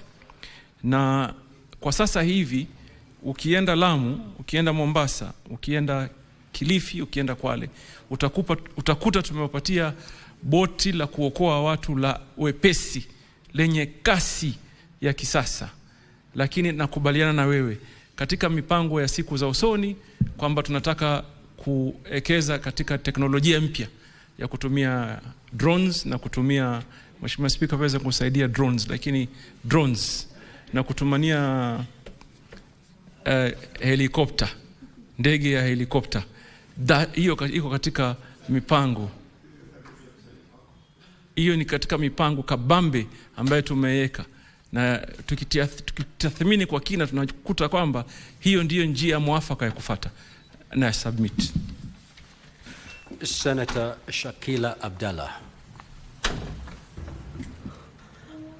Asante Mheshimiwa Spika. Kwanza nampongeza Mheshimiwa Waziri kwa kazi anayoifanya mzuri. Swali langu kwa waziri ni kuhusiana na mambo ya uvuvi haramu. Kuna uvuvi haramu unaoendelea kwenye bahari zetu na unaharibu mazingira, na sijui kama wizara ina mipango gani ya kuzuia uvuvi haramu unaoendelea. Na nikitoa mfano kama Lamu, kuna wavuvi wanatoka sehemu za Pemba wanaokuja kuvua kwa magesi na mashine, na wanaharibu kabisa zile habitat za nyumba za uvuvi, hususan uvuvi wa malobster, makamba na kadhalika. Kwa hivyo tunataka kujua waziri, kuna mpango gani ambao umeweka wa kuzuia huo uvuvi haramu na kuweka inaitwaje kuhakikisha watu wanafanya patrol katika bahari kushika wale wavuvi ambao wanafanya uvuvi haramu. Asante Mheshimiwa Senator John Nyutu. Asante Bwana Spika, swali langu kwa waziri, nikubalieni nitumie Kiswahili manake kimenoga leo. Swali langu kwa waziri ni je, kwa sababu ufugaji wa samaki ni kitega uchumi kizuri sana, je, wizara imeweka mikakati gani kuona kwamba ufugaji wa samaki na uvuvi haufanyiki tu mahali tulipo na maziwa ama bahari, na kwamba tunawafuga samaki pia katika maeneo hata ya huku bara, labda kwa kutengeneza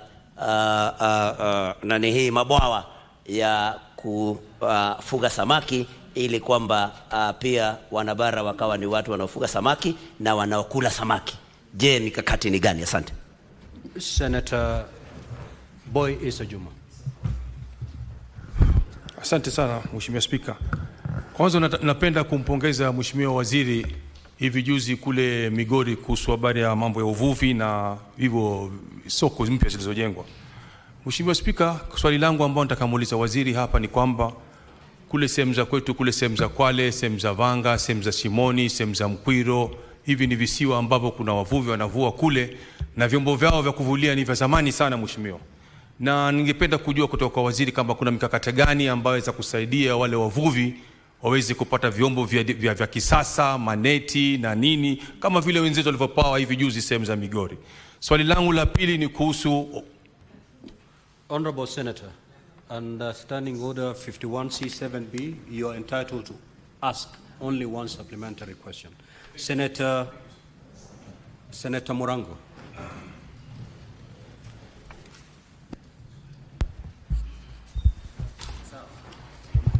Asante sana Mstahiki Spika.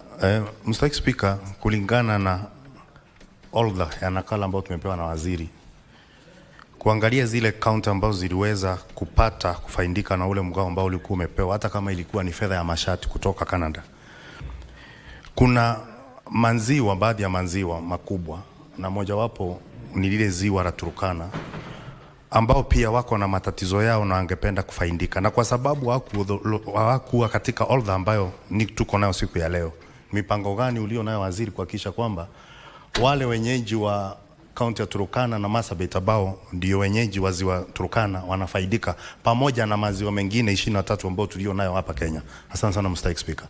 Senator Eddie. Thank you, Mr. Speaker. Proceed, we're short of time. Proceed, Senator Eddie. Mr. Speaker, in the language you're comfortable with. Proceed. I'm not sure whether Senator Nyutu has just proceed to ask the question, Honorable Senator. Thank you, Mr. Speaker, and I want to thank the CS for great work that he did in the last 1 week in the counties that comprise the blue economy of Nyanza. And while I know that this question was addressed in journalistic conversation and rally conversations, apart from the good thing that he's doing there, I wanted to ask the CS, is there a budget and a strategy for to make sure that there is proper equipment on the issue that Senator Miraj asked about accidents that we are seeing across the country in these lakes and as well as the oceans, where fishermen don't have proper equipment to take care of themselves? Because, Mr. Speaker, it's not just proper to help them when they have capsized, but we preventing. The question has been registered. Thank Senator you. Chute. Thank you, Mr. Speaker. Asante sana Mheshimiwa Spika. Watu wamepongeza waziri sana, lakini niko na shida kwa sababu mambo zote waziri ameongea ni kuhusu mahali pengine. Lake Turkana imesahaulika. Nataka kuuliza waziri, tuko na rasilimali Marsabit County, tuko na dhahabu ambayo inatoka Moyale, tuko na ziwa ya Turkana ambayo tunapeleka samaki kule Kongo. Ningetaka kuuliza waziri, hata namna gani kuhusu ziwa Lake Victoria, watu wetu wapate usaidizi ambaye wataweza kutoa samaki kwa njia ya haraka. Na watu ya Moyale pia wanalia, gold deposit yao iko huko, kampuni imeenda kuchukua ardhi ya Moyale. Hatua gani kuhakikisha hiyo kampuni license imekuwa cancelled, waende mahali pengine watafute mahali ya kumine gold? Asante sana Honorable Speaker. Senator Tabitha Mutendo. Asante mstahiki Spika. Ningependa pia mimi kumpongeza waziri wetu, tumeona akichapa kazi. Na swali langu ni rahisi, mstahiki Spika. Ningetaka kujua dhamana ya madini katika kaunti za Mashariki, haswa kule ambapo nimetoka, na pia mipangilio ambayo Wizara ya Madini inayo kuwezesha haya madini na dhamana ya madini katika kaunti ya Mashariki kuweza kunoga na kuweza kupanuka. Asante mstahiki Spika. Senator Morgo. Asante sana Bwana Spika. Ningependa kuuliza waziri juu ya uchimbaji wa migodi ama gold katika West Pokot, kama anajua uharibifu unaoendelea, kwamba shimo zinachimbwa kila pahali bila watu kujali kufunika, na ya pili wanapeleka mchanga. Senator Morgo, your question has been registered. Don't add another one. You're not entitled to that. Honorable CS, Asante. you may proceed to respond. You'll note that these questions are related, so I believe you can respond under 2 minutes so that we conclude this. Proceed, Honorable CS. Mheshimiwa Spika, maswali yameulizwa ni maswali ya muhimu sana katika hali ya kulinda rasilimali ya kitaifa. Na kwa ujumla tu nafasi ya rasilimali isipotumika inaweza kutumika kiuharibifu. Na ndio maana tumeweka mikakati kabambe. Kwa mfano kama kaunti ya Lamu, sahihi tukiwa tunazungumza, tunapanga mipango ya kutengeneza maboti ya kuenda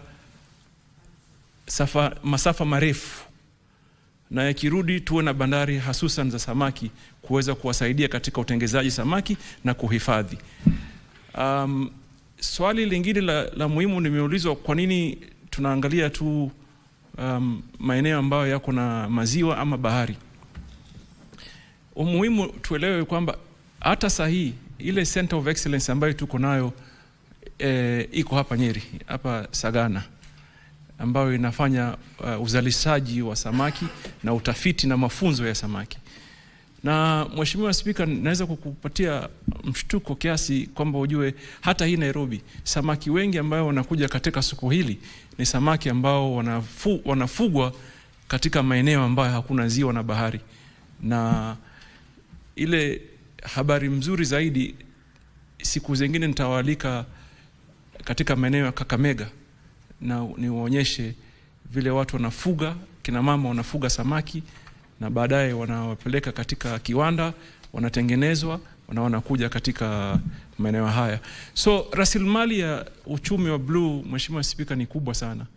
Na ukweli wa mambo ni kwamba hatujawahi kuipatia kipaumbele ambacho kinastahili. Lakini sahihi tuko na mikakati kabambe ya kueleweka. Kwanza kuwapatia uweza wavuvi na jamii zinazoishi katika maeneo hayo, na kuwafunza jamii ambao zinaishi katika maeneo tofauti mbinu na namna za kuweza kupata faida katika maeneo haya. Mheshimiwa Spika, hayo ndio yale maswali uliuliza Kiswahili. Sasa ingine ni Eddie had asked a question on budget and strategy and equipping, particularly in the area of Lake Victoria in matters rescuing and searching. I want to assure you that our ministry has a budget.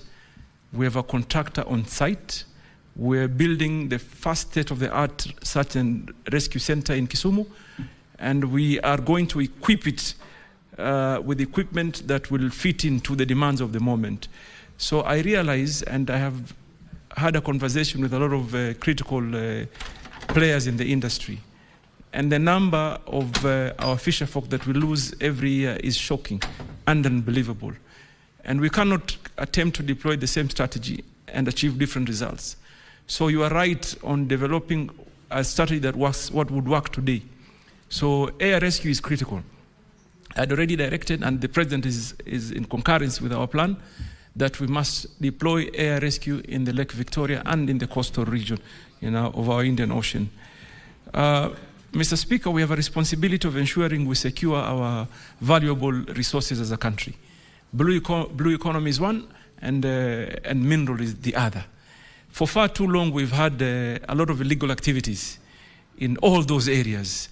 In Pokot, for example, in Turkana, in Migori is even worse, in Kwale, in Taita Taveta, in Tarakanidi here, where we are blessed with critical future minerals. We have people all over the place doing some illegal activities. But I can tell you, we are on a mission to ensure we follow them, we pursue them, not just to arrest them, but also pursue their accounts so that we can confiscate their gains illegally and make it public property.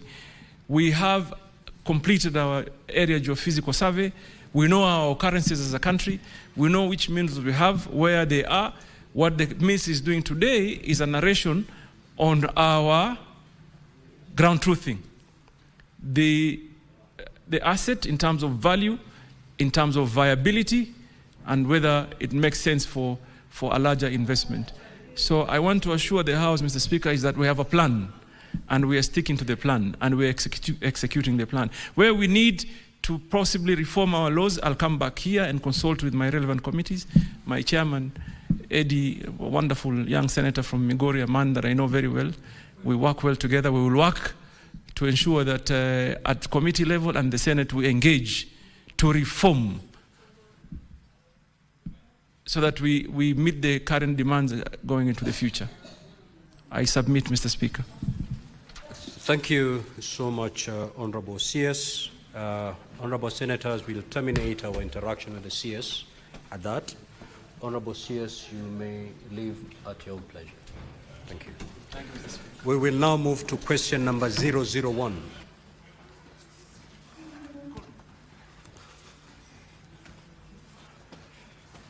Clerk, kindly usher in the Honorable CS.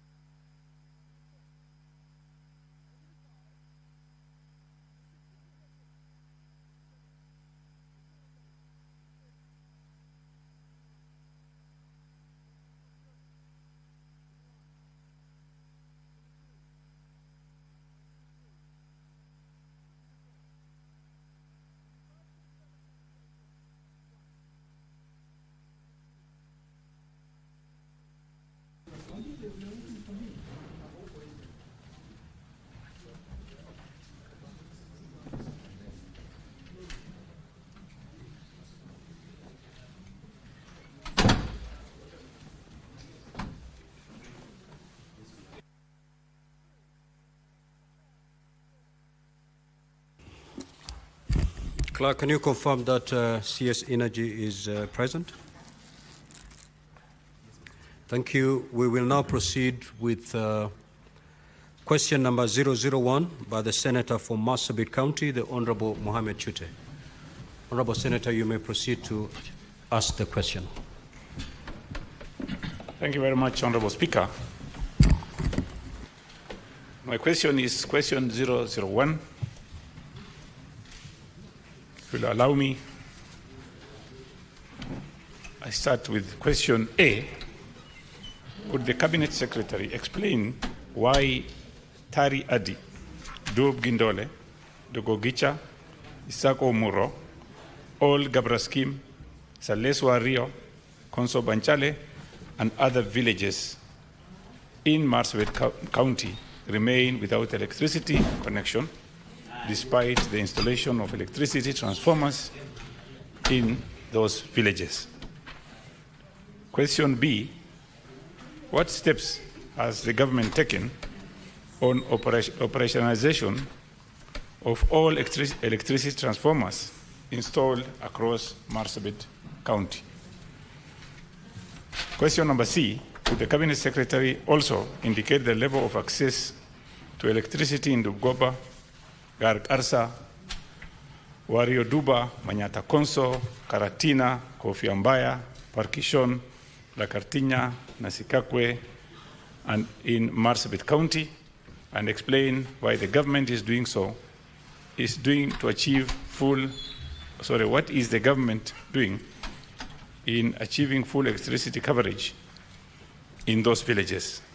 Question D, Honorable Speaker, what is the status of requests for installation of electricity transformers and extension of electricity connection in Ilpus, Kituruni, Kubibagasa villages in Marsabit County? Thank you, Honorable Speaker.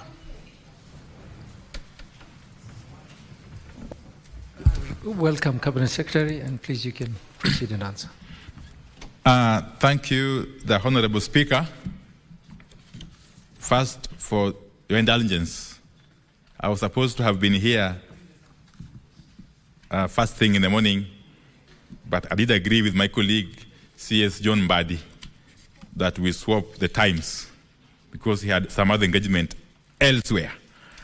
Honorable Speaker, before I go to the specific questions raised by the Honorable Senator Mohammed Chute, let me make some general statement that Marsabit County is among those counties, especially in the northern corridor and parts of coastal region, that have for a long time suffered historical marginalization. The county of Marsabit, among other counties in that region, have been left behind by the successive administrations since our independence. And this has made them not to be able to compete effectively with the rest of the country, and especially on matters electrification. And that's why this administration under President William Ruto has taken a deliberate step to ensure that affirmative action is applied to bring parity, to achieve equity, insofar as development is concerned generally, but specifically to ensure that matters electrification is dealt with in an equitable manner. Honorable Speaker, therefore this administration has adopted a multi-pronged approach, and specifically for Marsabit County. This entails, first and foremost, ensuring that Marsabit County is connected to the national grid. We want to ensure that Marsabit County is connected to the national grid for the first time since independence. And how? One, by constructing a transmission line 45 kilometers from Loyangalani wind power farm to Loyangalani town. A project that has delayed inordinately, but a project that we are now able to commit that come December this year shall be complete and we shall commission it. Honorable Speaker. Honorable Speaker. That will enable Loyangalani town and its environs to enjoy power, quality, affordable, and reliable power for the first time from the national grid. Honorable Speaker, it is not conceivable that power can flow all the way from Loyangalani wind farm, all the way from Loyangalani to Suswa, here in Narok, bypassing the entire swath of Marsabit land. It's not conceivable. And that is what we want to correct under this administration, Honorable Speaker. Honorable Speaker, secondly, we want to unlock the very, very important transmission line project that runs all the way from Loyangalani to Marsabit and equally from Isiolo to Marsabit. By doing so, we shall actually make it possible for power from the national grid to extend to most parts of Marsabit County. That project, which is being financed by Exim Bank of India, is at the tail end of actually conceptualization. What has delayed it a bit is just the matter of the scoping, which had to happen. And we are more than convinced, because as we speak, Exim Bank is going through the paperwork. And we are more than convinced that before the end of this year, we shall do a groundbreaking. That is another commitment I want to make to not only Senator Mohamed Chute and not only the people of Marsabit County, but to the people of the Great Republic of Kenya. Honorable Speaker. Honorable Speaker, Marsabit County, which is comprising of 4 constituencies, that is Saku, Moyale, North Hor, and Laisamis, has got one of the most interesting disparities, if I may call it so. Because in terms of access to electricity,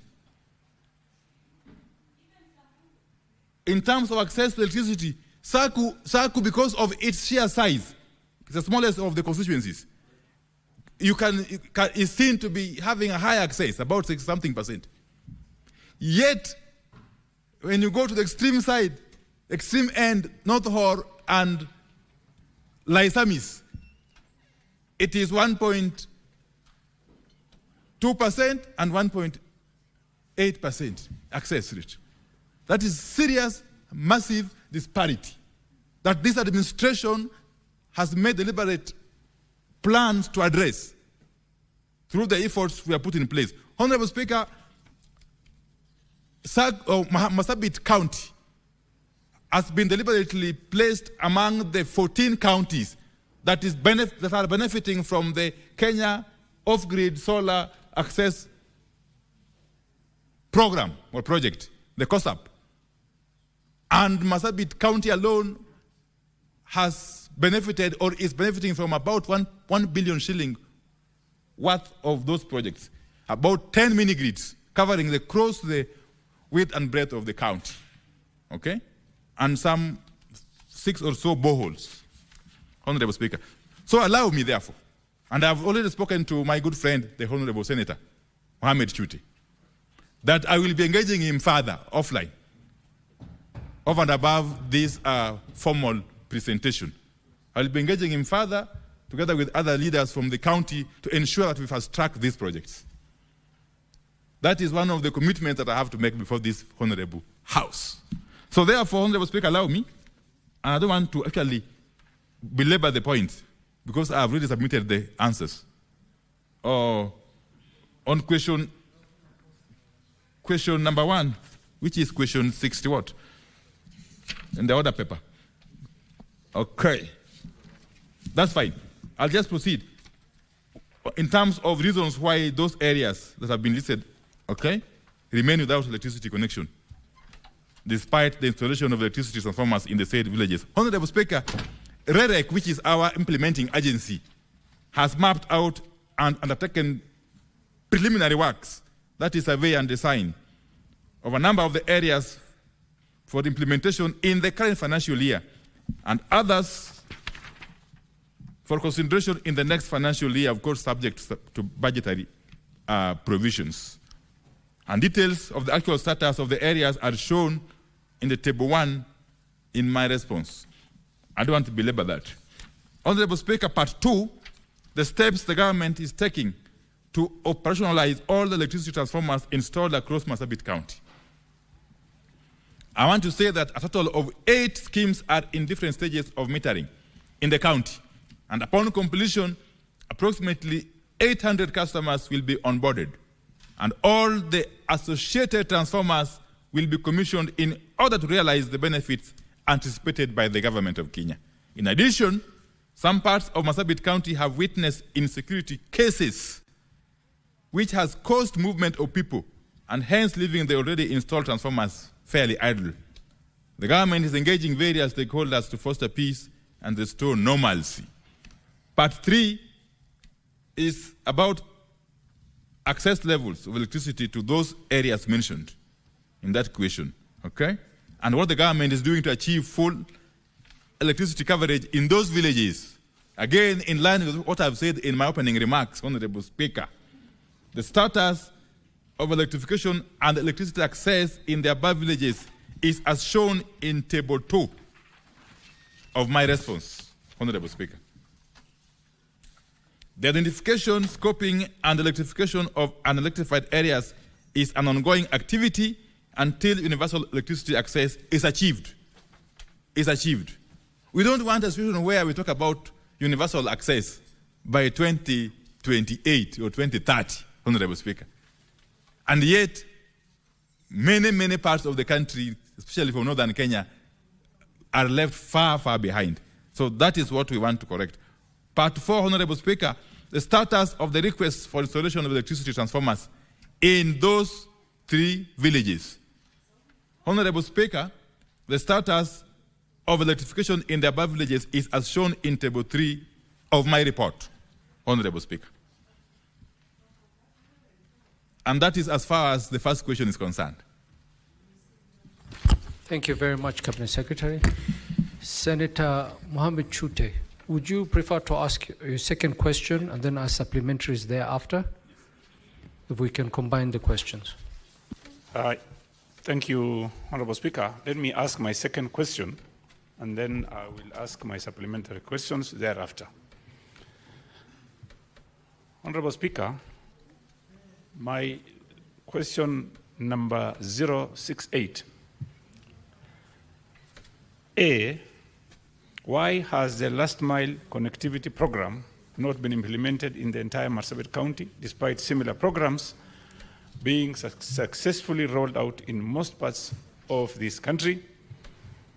Question B, what steps has the government taken to ensure Loyangalani, Kargi, Kor, Forole, and all other areas in Marsabit County without electricity are connected? C, could the Cabinet Secretary provide details on funds allocated for last mile connectivity projects so far in Marsabit County, the contractors involved, and the project timeline for their completion? Thank you, Honorable Speaker. Cabinet Secretary. Thank you very much, Honorable Speaker. Before I respond, let me just make a clarification. I did mention about the transmission line project from Loyangalani to Marsabit and Isiolo Marsabit. It is being financed by the Exim Bank of China, not India.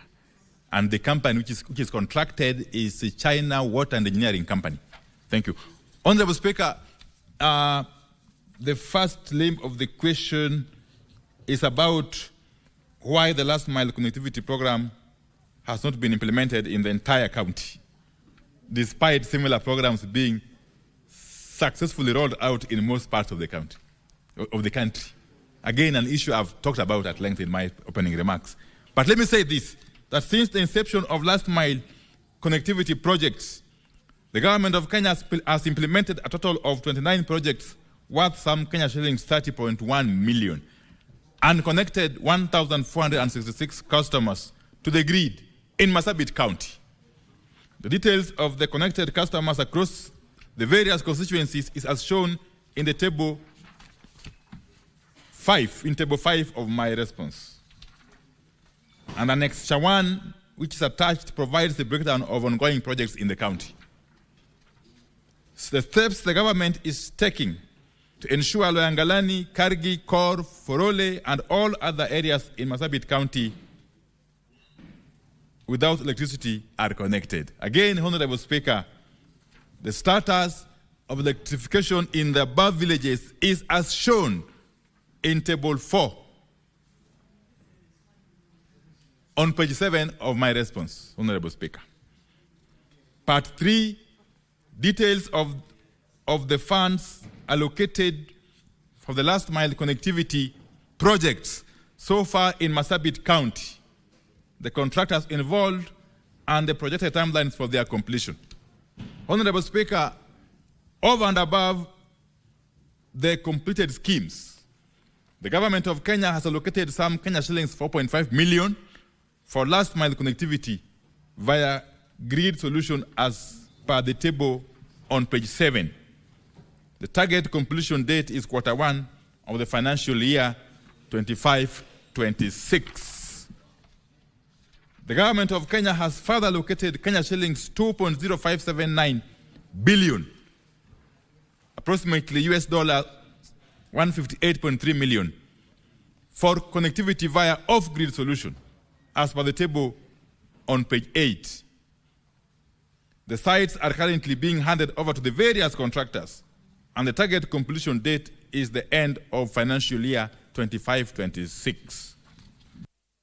Sections 2 and 6 provide a breakdown of all projects funded in Marsabit County at various stages of implementation. Honorable Speaker, I submit.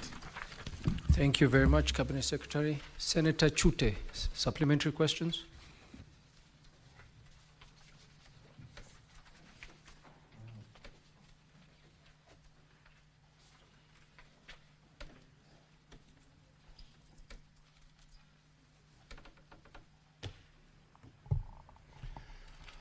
Honorable Speaker, I'm really impressed by the CS, and I don't have any further supplementary question. I will follow whatever questions I'm going to have.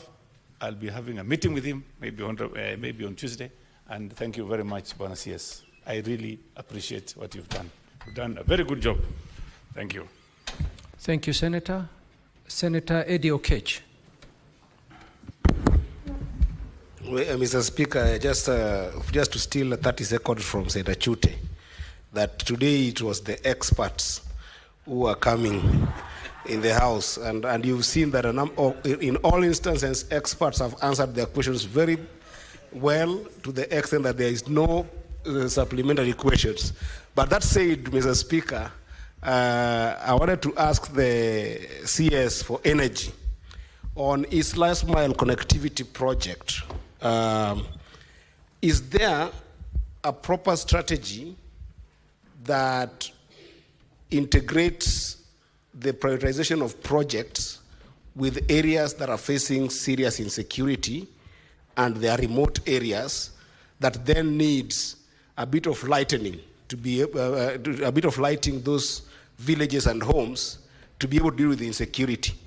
In particular, Mr. Speaker, for Migori County, if you look at an area like Gwitembe, where we have got in Kuria, Mr. Speaker, there is no proper electricity in those areas. If you look at a place called Apida in Migori Town, a place called Mabera in Suna East, Mr. Speaker, as well as a few pockets of areas that I would be very keen on, like Wangirabosa, as well as places in central Kanyamkago and Rongo and areas.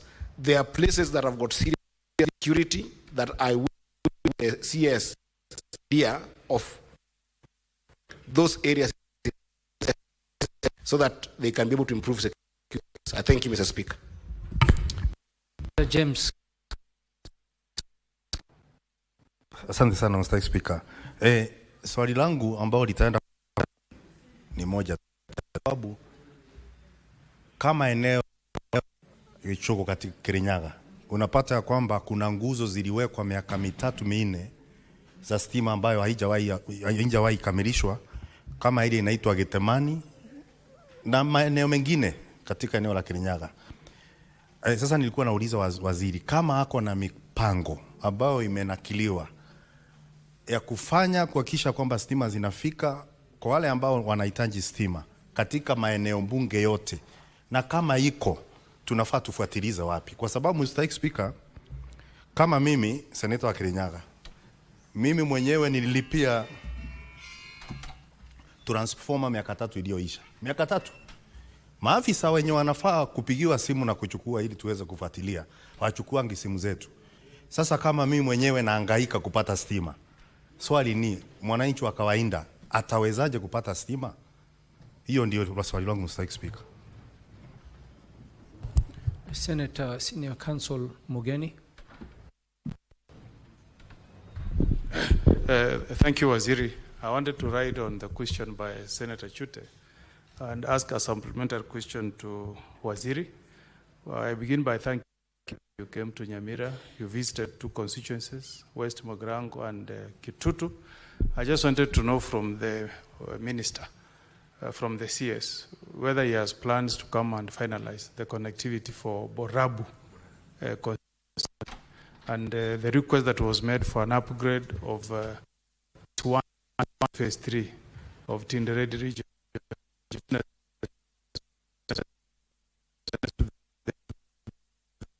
growth of the economy. What for that particular constituency to phase 3? Thank you. Thank you, Senator. Senator Joe Newton.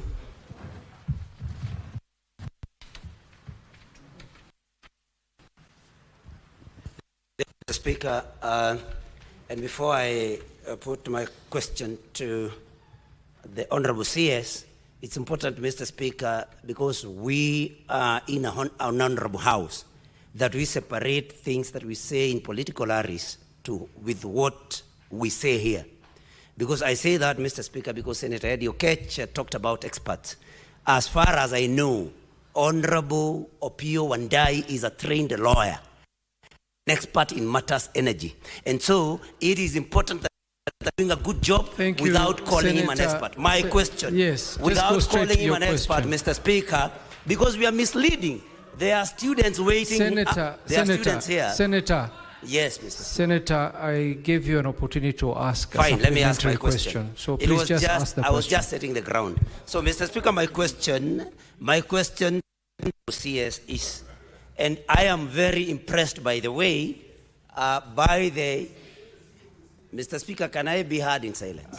Senator I'm Eddie, very impressed. Senator Eddie, what is your point of order?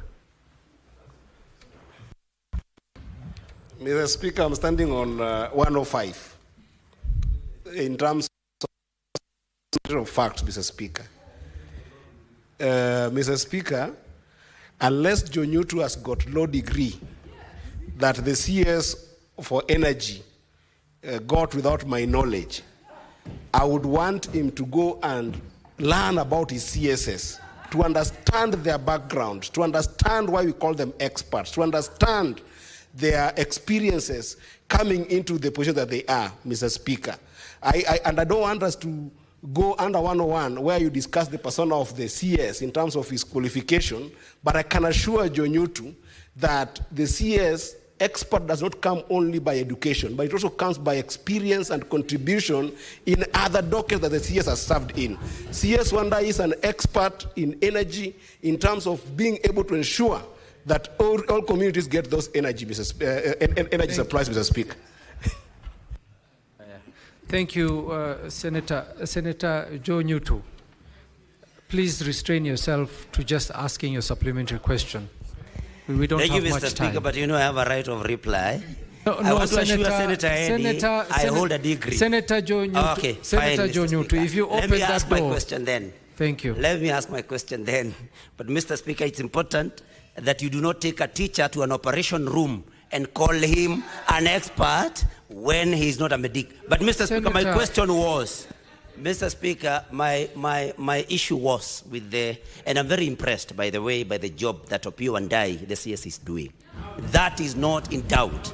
The only problem I had, Mr. Speaker, was with misleading students. Okay, Senator, so my just question ask your is, question. My issue then is, Mr. Speaker, that with the very good program that the CS has put, especially about Marsabit County and the larger northeastern region, Mr. Speaker, we all support that. But then my question to him would be, because there are regions in this country that are thought to be advantaged. But in those regions, Mr. Speaker, there are people, for example, connected to power. So then my question is, what are the plans ministry to see to it that even as we do affirmative action in the regions that have been disadvantaged, that we also connect power to those in the regions wrongly thought to be connected, all of them. So plan, because the plan must be for all, just for some regions. Thank you, Mr. Speaker. Thank you, Senator Hezena. Thank you, Mr. Speaker, and I appreciate Waziri for the good. And as far as you know, that I like that you have really focused on the, but particularly just one county that the North has almost 10 counties. Particularly in Samburu County, you know that we have had serious security, and we appreciate the current administration for giving us a tarmac road from Maralal to Baragoi. But I would like to know, are there plans put in place by your ministry to ensure that we have electricity connectivity within Samburu North to make sure that we open up the region for trade and to make Samburu County an area that is worthy to be pursued by investors, and also to restore education and security in the region? Thank you. Thank you, Senator Hezena. Senator Hezena, for your information, the question posed by Senator Chute was in regards to Marsabit. So the CS was not ignoring any other region in the country. He was addressing the question put by Senator Mohamed Chute. No, it's okay, Hezena. Chute, to not having an additional questions. My question is, Mr. Speaker, what is the plan? Because the ministry has had the cry from Mandera many times, Mr. Speaker. So what is the plan? And is it in the current budget, Mandera to be connected to national grid, Mr. Speaker? Thank you. Senator Beatrice Akenyi. Thank you, Honorable Speaker. I want to congratulate the CS, whom we call in our region and in other regions that have worked with him as an intellectual. And indeed, Senator Neutral, he is. And that is why our side of the coalition donated him to government to do that kind of work. But my question is this, Honorable Speaker. Just last week, Honorable Speaker, just last week, when we had Madaraka in Homa Bay County, the CS did very commendable work. He launched the last mile connectivity of the county in my own constituency, in their constituency.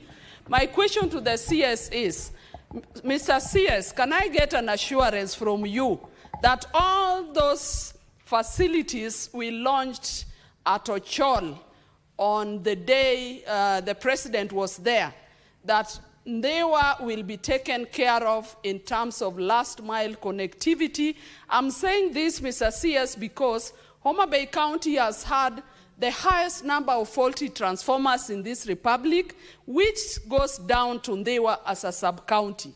So all that you launched at Ochol, can we get an assurance from you as Ndewa constituents that the transformer issues and last mile connectivity challenges will be tackled, so that we are not just used as a launching pad and no services are given? Thank you, Beatrice. And to correct you, it is not Mr. CS, Honorable CS. And in your case, you should be Honorable Expert CS.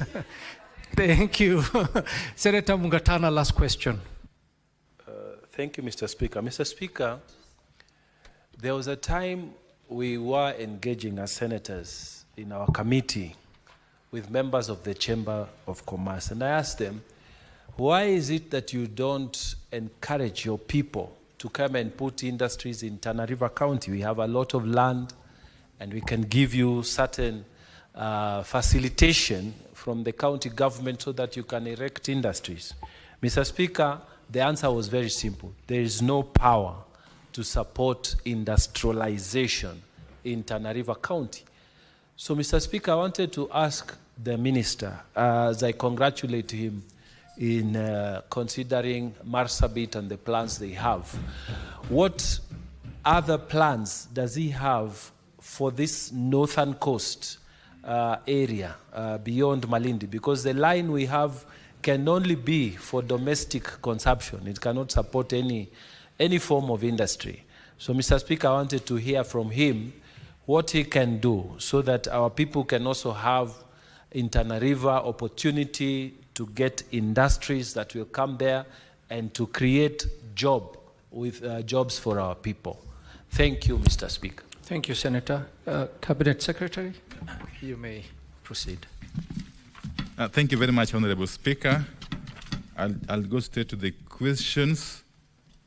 First is the question by Honorable Senator Eddie Okech. Really, Honorable Speaker, let me just say this, and this covers both Honorable Eddie Okech and James Honorable Kamau's questions. That first and foremost, we have a plan for every part of this country, as a ministry, and indeed as government. Every county, every constituency, every ward is factored in our plan. And therefore, and secondly, Honorable Speaker, in implementing our plan for electrification countrywide, we have adopted a strategy to engage very, very closely with the elected leadership. There is no prioritization that we do without consulting the local leadership, and especially members of parliament, both National Assembly and Senate. Many a time you have seen me hosting delegations of MPs from various counties. That is part of the consultative process that then arrives at prioritization. So the areas that are insecurity prone of Migori County, and the areas I'm very conversant with, Honorable Speaker. Yeah, there are areas we are definitely dealing with in consultation with the local leadership, led by Eddie Okech, Senator, my good Senator of Migori. Similarly, the issue of Kichugu in Kirinyaga County. It's unfortunate, perhaps, that there are poles which have been lying idle for some time, and that there is payment for transformers, which is yet to materialize, Honorable Speaker. This is an issue, of course, I will be taking up with the relevant agencies in my ministry, but I want to encourage Honorable Senator Nyutu to not shy away. Just come forward and visit me in the office. Yes, and I will deal with this matter conclusively. Honorable Senator Okongo Mugeni, it is indeed true that I made a visit to parts of Nyamira County a couple of months ago, and that I left out Borabu on account of time constraints. I have got plans to not only go back to Borabu constituency in Nyamira County, but indeed to go to Kisii County, the neighboring Kisii County as well, and cover all the constituencies in the fullness of time, as a way of acquainting myself with the situation on the ground, but also dealing with the issues that arise therefrom. Honorable Senator Joe Nyutu. Indeed, I've answered that in my first response, that all parts of this country are taken care of. No single region, no single county, no single constituency, no single ward shall be left out in the grand plan of the President William Ruto-led administration, insofar as matters energy and electrification are concerned. Even though